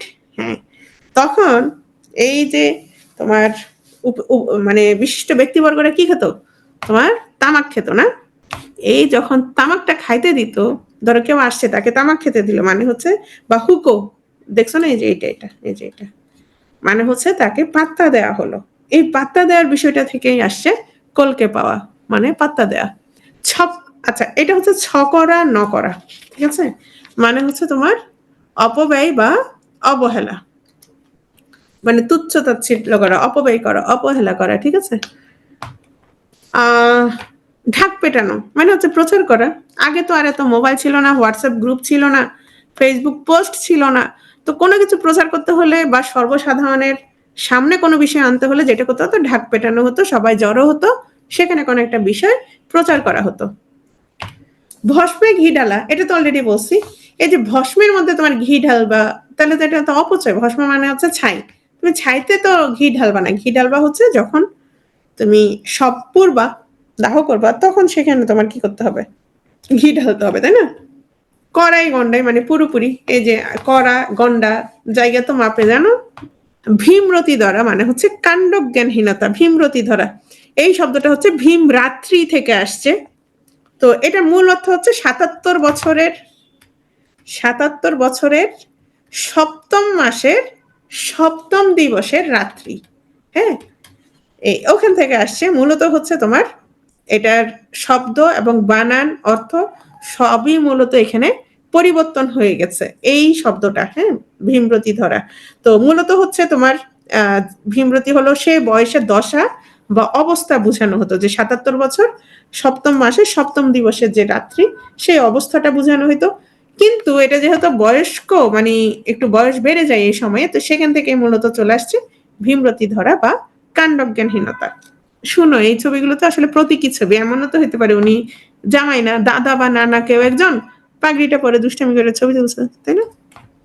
সস্তার তিন অবস্থা, ওই যে ৩০০ টাকার এনার্জি লাইট মাত্র ১০০ টাকায়, তো এগুলো কয়দিন টিকে? একদিন দুই দিন টিকে, তাই না? এটাই হচ্ছে তিন অবস্থা, তাহলে ত্রুটিপূর্ণ বা ক্ষণস্থায়ী বা অকার্যকর। সারের গোবর, আচ্ছা সারের গোবর কি বলতো? সাধারণত গরুর গোবর দিয়ে কি করা হয়? তোমার আঙ্গিনা পরিষ্কার করা, মাটির ঘরদোর লেপা, হ্যাঁ, তারপরে এই যে ঘুটে বানানো, আমাদের সন্দ্বীপে কিন্তু আমি এগুলো অনেক দেখছি। হ্যাঁ, ঘুটে বানানো বা জ্বালানির কাজে, আমরা বলে ঘুটে বলি না, সন্দ্বীপে বলে গন্ডা, গোমডা বলে। হ্যাঁ, এখন ষাঁড়ের গোবরটা আসলে কি? ষাঁড়ের গোবর হচ্ছে হিন্দুদের একটা মৃত্যু হলে একটা নির্দিষ্ট নিয়মে শ্রাদ্ধ করা হয় মৃত ব্যক্তির আত্মার শান্তির জন্য। হ্যাঁ, তো কখনো কখনো এরকম যখন শ্রাদ্ধ হয়, তখন হচ্ছে কিছু ষাঁড় উৎসর্গ করা হয়, এবং শাস্ত্রে বলা হয়েছে যে ষাঁড়টা উৎসর্গ করা হবে সেটা হচ্ছে মূলত আত্মা মুক্তিপ্রাপ্ত হয়, যার কারণে সেটা ছেড়ে দিতে হয়, সেই ষাঁড়টা ছেড়ে দিতে হয়। এখন তুমি যখন কোনো ষাঁড় ছেড়ে দিবা, এরকম যেটা উৎসর্গ করছো, সেই ধরনের ষাঁড় যখন ছেড়ে দিবা, তখন তার যে গোবর, সেগুলো কোনো জ্বালানির কাজে বা ঘরদোর লেপার কাজে ব্যবহার করবে না। বুঝতে পারছো বিষয়টা? যেই ষাঁড়টাকে তুমি মৃত ব্যক্তির জন্য উৎসর্গ করবা, তার গোবর দিয়ে তুমি কোনো কাজ করবা না। তাহলে এই ষাঁড়ের গোবর তাহলে কি কাজে আসতেছে না আসতেছে না? তাহলে এটাকে আমরা কি বলবো বলো তো? এটার অর্থটা তাহলে কি হবে? অকেজো বা অকর্মণ্য। ক্লিয়ার বিষয়টা? কোত্থেকে আসছে ষাঁড়ের গোবর? অগ্নি পরীক্ষা, অগ্নি পরীক্ষা কার হয়েছিল বলতো? অগ্নি পরীক্ষা কে দিয়েছিল? সীতার। কেন? মানে সীতা বিশুদ্ধ কিনা, হ্যাঁ, সীতার সাথে কোনো অনৈতিক কোনো কিছু ঘটেছে কিনা, এটা পরীক্ষা করার জন্য কি করা হয়েছিল? তাকে অগ্নি পরীক্ষা দিতে হয়েছিল। অগ্নি পরীক্ষা মানে হচ্ছে কঠিন পরীক্ষা বা ভয়াবহ সমস্যা, যেটা দিয়ে কি করা হয়? বিশুদ্ধতা বিচার করা হয়। বুঝতে পেরেছো? ইলশে গুড়ি, ইলশে গুড়ি তো আমরা জানি গুড়ি গুড়ি বৃষ্টি, খালি এর ছবি আসে। গোবেচারা, গোবেচারা মানে কি? নিরীহ বা শান্তশিষ্ট বা একদম কোনো বিরোধ নাই কারোর সাথে, ভালো মানুষ। নখদর্পণ, আচ্ছা, নখ দর্পণের মতো যখন হবে, তখন কেমন হবে বলো তো? দর্পণের মধ্যে কি দেখা যায়? দর্পণ কি? দর্পণ হচ্ছে তোমার আয়না, রাইট? হ্যাঁ, আয়না। এখন আহ, আমরা যখন তোমার জাদুবিদ্যা বা যারা জাদু জানে তারা কি করে বলো তো? কোনো কিছু যখন জানতে চাওয়া হয়, যারা জাদুবিদ্যা জানে তখন তারা দেখা যায় তো ওই গ্রামে এগুলো চলে বেশি, মানে নখের মধ্যে যখন তেল লাগাইতো, তো তেল লাগাই ওখানে যে প্রতিবিম্বটা দেখা যেত বলতো কি মানে সে সব দেখে ফেলতেছে নখের মধ্যে। ওইখান থেকেই আসছে যে নখ দর্পণ, মানে সে নখের মধ্যেই সে সবকিছু জানে, নখ দেখেই সে সব বলতে পারে। এখান থেকে আসছে পুঙ্খানুপুঙ্খ জ্ঞান। সাপে বর মানে হচ্ছে অনিষ্টে ইষ্ট হওয়া। একজন ধরো পিটুয়ের নাম জানলো, সে তোমাকে বললো তুই একটা কাজ কর, তুই পিটুয়েতে ভর্তি হয়ে যা, আমি আরেকটাতে ভর্তি হবো। মানে সে ভাবছে আসলে পিটুয়ে কি ভালো না, এখন তোমাকে কি করলো, পিটুয়েতে ভর্তি করাই দিল। সে আরেকটাতে সে সে অফলাইনে ভর্তি হলো। সে কি করলো অফলাইনে, সে আসা যাওয়া করে করেই ক্লান্ত। আর এদিকে তুমি কি করলা, সে আসলে তোমার অনিষ্ট করতে চাইছিল, কিন্তু তোমার কি হয়ে গেছে, ইষ্ট সাধন হয়ে গেছে, সাপে বর হয়ে গেছে। তোমার খারাপ কাজ খারাপ করতে গিয়ে কি হয়ে গেছে, ভালো হয়ে গেছে, তাই না? এদিকে তার কিন্তু ঠিকই খারাপ হইতেছে। এইটাই সাপে বর। বকলম, বকলম মানে কি, যে কোনো কিছু ক লিখতে যার কি ভাঙে, কলম ভাঙে। তাহলে বকলম হচ্ছে নিরক্ষর বা জ্ঞানহীন। বাজ খাই, শোনো, বাজ খাই এটা হচ্ছে মূলত মানে একটা গম্ভীর বা কর্কশ গলা বা কণ্ঠস্বর। মূলত একজনের নাম ছিল, ইতিহাস যদি আমরা দেখি তার নাম ছিল বাজ বাহাদুর খা। সে হচ্ছে গান নাচ এগুলো নিয়ে এত ব্যস্ত ছিল, শেষ পর্যন্ত সে বিভিন্ন যুদ্ধ টুদ্ধ লিপ্ত হয়ে সে হেরে যায়। কিন্তু তার গলাটা ছিল খুব গম্ভীর, হ্যাঁ, কণ্ঠ ছিল গম্ভীর। এই সেখান থেকেই শব্দটা আসছে বাজ খাই, যার শব্দের অর্থ হচ্ছে অতিশয় গম্ভীর বা কর্কশ গলা বা কণ্ঠস্বর। ঠিক আছে? শিকাই তোলা, তোমরা অনেক সময় কি করো, একদম বইটাই গুছিয়ে রেখে দাও না, যে থাক পরে পড়বো, আজকে ক্লাসটা হয়েছে, আজকে আর প্রশ্ন সলভ করবো না। এই যে শিখেই তোলা মানে কি, ভবিষ্যতের জন্য রেখে দেয়া। এগুলো তোমাদের কাছে মানধাত্তার আমল বা কাল, মানে অতি প্রাচীন কাল, প্রাগৈতিহাসিক যুগ। কুরুক্ষেত্র, এলাহি কাণ্ড, ভীষণ ঝগড়া বা তুমুল কাণ্ড, কুরুক্ষেত্র কাণ্ড। ঘরের লোক, ঘরেল কি বলতো, ঘরেল চিনো কিনা?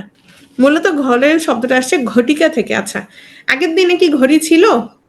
আগের দিনে হচ্ছে তোমার ঘড়ি ছিল না, তো ঘটির মধ্যে কি করা হতো, তোমার এই যে বালি রাখা হতো, এই বালিগুলো পড়তে থাকতো আর সময়টা কি করতো, পরিমাপ করা হতো। এই সেখান থেকেই হচ্ছে তোমার এই শব্দটা আসছে।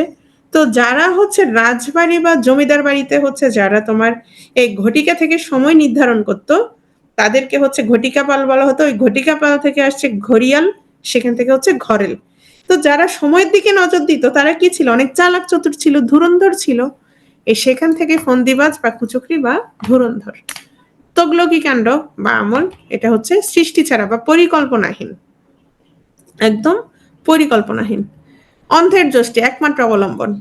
আচ্ছা, শিবরাত্রির সলতে তাহলে কি বলতো, শিবরাত্রির সলতে বলো, অলরেডি পড়েছি, সেটা কি একমাত্র অবলম্বন নাকি একমাত্র সন্তান? রাইট, একমাত্র অবলম্বন আর সন্তান কিন্তু পার্থক্য আছে। ধরো তুমি গহীন বনে হারাই গেছো, তোমার কাছে একটা টর্চ লাইট আছে, তাহলে একমাত্র সন্তান নাকি একমাত্র অবলম্বন? তখন একমাত্র অবলম্বন, রাইট? আদা জল খেয়ে লাগা।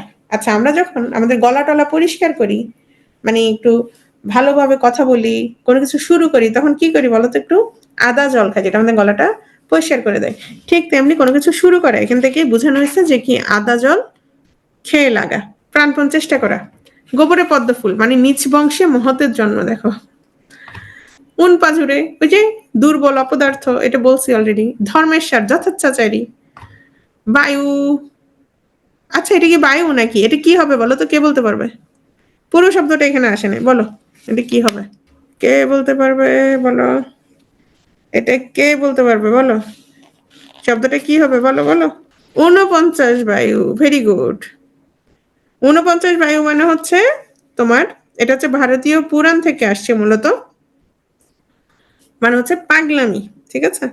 রিপু ফিসু অত্যন্ত অলস বা কুড়ে, অলরেডি বলছে। অতি দর্পে হতলঙ্কা, রাবণ অনেক বেশি কি করছে তোমার, মানে অনেক বেশি ভাব দেখাইছে, হ্যাঁ, খুব বেশি তোমার কি বলে এটা, কি দেখাইছে বলো না, অনেক দর্প দেখাইছে। সে কি করবে, সে একদম মানে সবকিছু, তাকে কেউ কিছু করতে পারবে না, তাই না? কিন্তু শেষ পর্যন্ত, হ্যাঁ, দাম্ভিকতা, ভেরি গুড, দম্ভ দেখাইছে, অহংকারের পতন। চক্ষু দান করা। আচ্ছা, এই চুরি করা কেন বলা হয় শোনো, ধরে এই জিনিসটা এটা একটা বই। এখন বইটা চুরি হয়ে গেছে। এখন বলা হচ্ছে বইটা নিজে নিজে কিভাবে যাবে? কেউ একজন তো চুরি করছে। তাহলে বইটা যদি নিজে নিজে সত্য হয় তাহলে তাকে তুমি একটা চোখ দিতে হবে।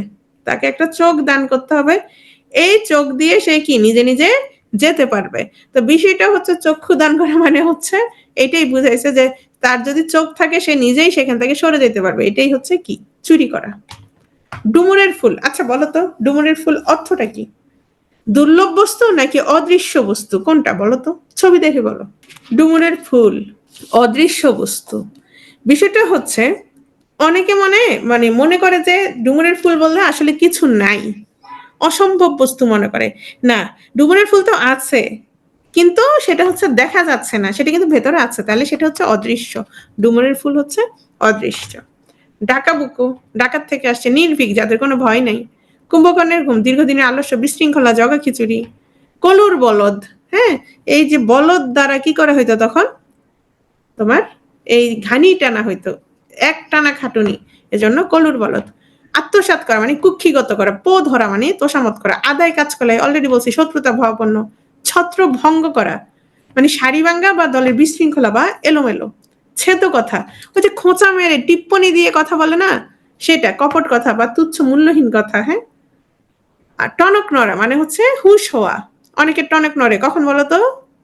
পরীক্ষার একদিন আগে। টানা পড়েন মানে সংকটের মধ্যে থাকা। টেক্কা মারা বা দেয়া কি বলতো? মানে হচ্ছে অতিক্রম করা বা ছাড়িয়ে যাওয়া। ঢু মারা মানে খোঁজ খবর নেই, আমরা বলি না দেখি একটু ঢু মেরে আসি, মানে খোঁজ খবর নিয়ে আসি। টিপ্পনি কাটা তো বলছি, ফোড়ন কাটা। তো এরকম হচ্ছে আরো অনেকগুলো আছে। আহ তোমরা তো অলরেডি পড়েছো।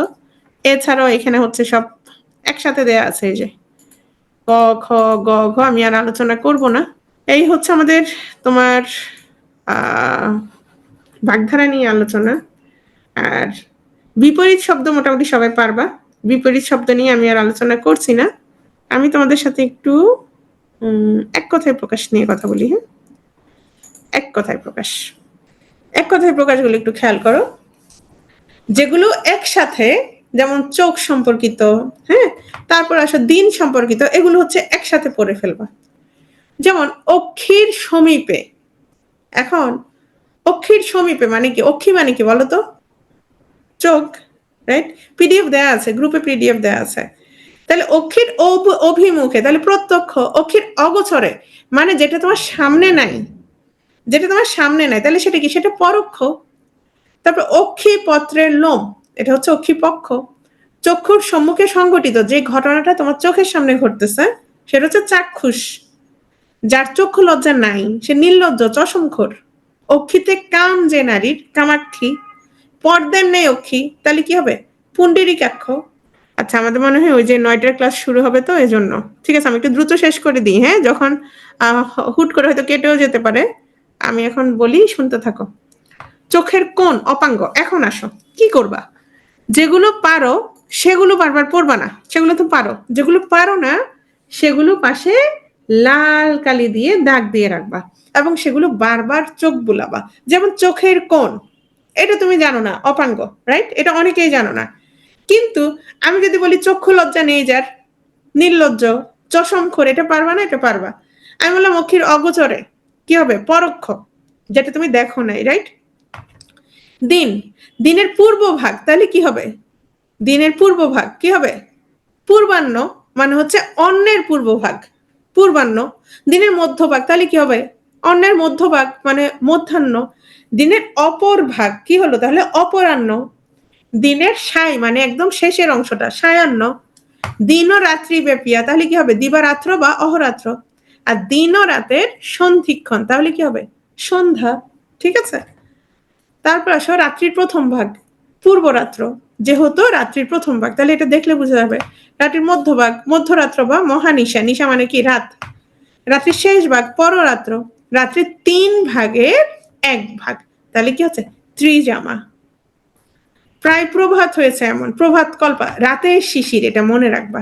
এতে কি সুন্দর সুন্দর নাম। ধরো আমরা শবনম নামটা অনেক শুনছি, কিন্তু আমরা কি জানতাম শবনম মানে রাতের শিশির?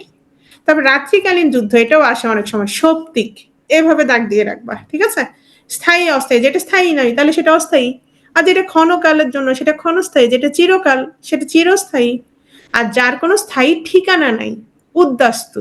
এটা কিন্তু আমরা উদ্বাস্তু শব্দটা অসংখ্যবার শুনি। যেমন আমাদের যখন 47-এর দেশ বিভাগ হয়, আমরা অনেকে কি উদ্বাস্তু হয়ে এই দেশে কেউ চলে আসছে, ওই দেশে কেউ চলে গেছে। তাহলে এই যে উদ্বাস্তু, যার কোনো কি নাই, স্থায়ী ঠিকানা নেই। যেমন এখন রোহিঙ্গারা কি উদ্বাস্তু, রাইট? যার জ্যোতি বেশিক্ষণ স্থায়ী হয় না। তাহলে প্রভা মানে জ্যোতি বা আলো, তাহলে ক্ষণপ্রভা। ঠিক আছে? জয়ন্তী, এটা একদম মুখস্থ করে ফেলবা।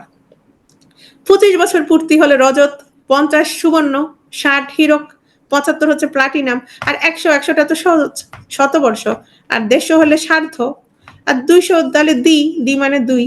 ঠিক আছে?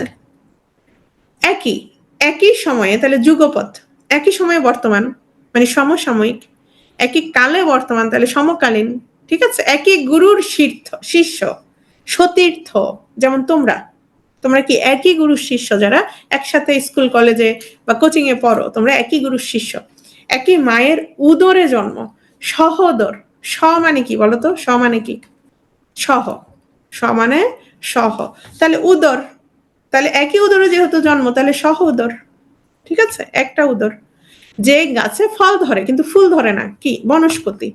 ফল ধরবে কিন্তু ফুল ধরবে না। যে গাছ ফল পাকলে মরে যায়, ওষুধি।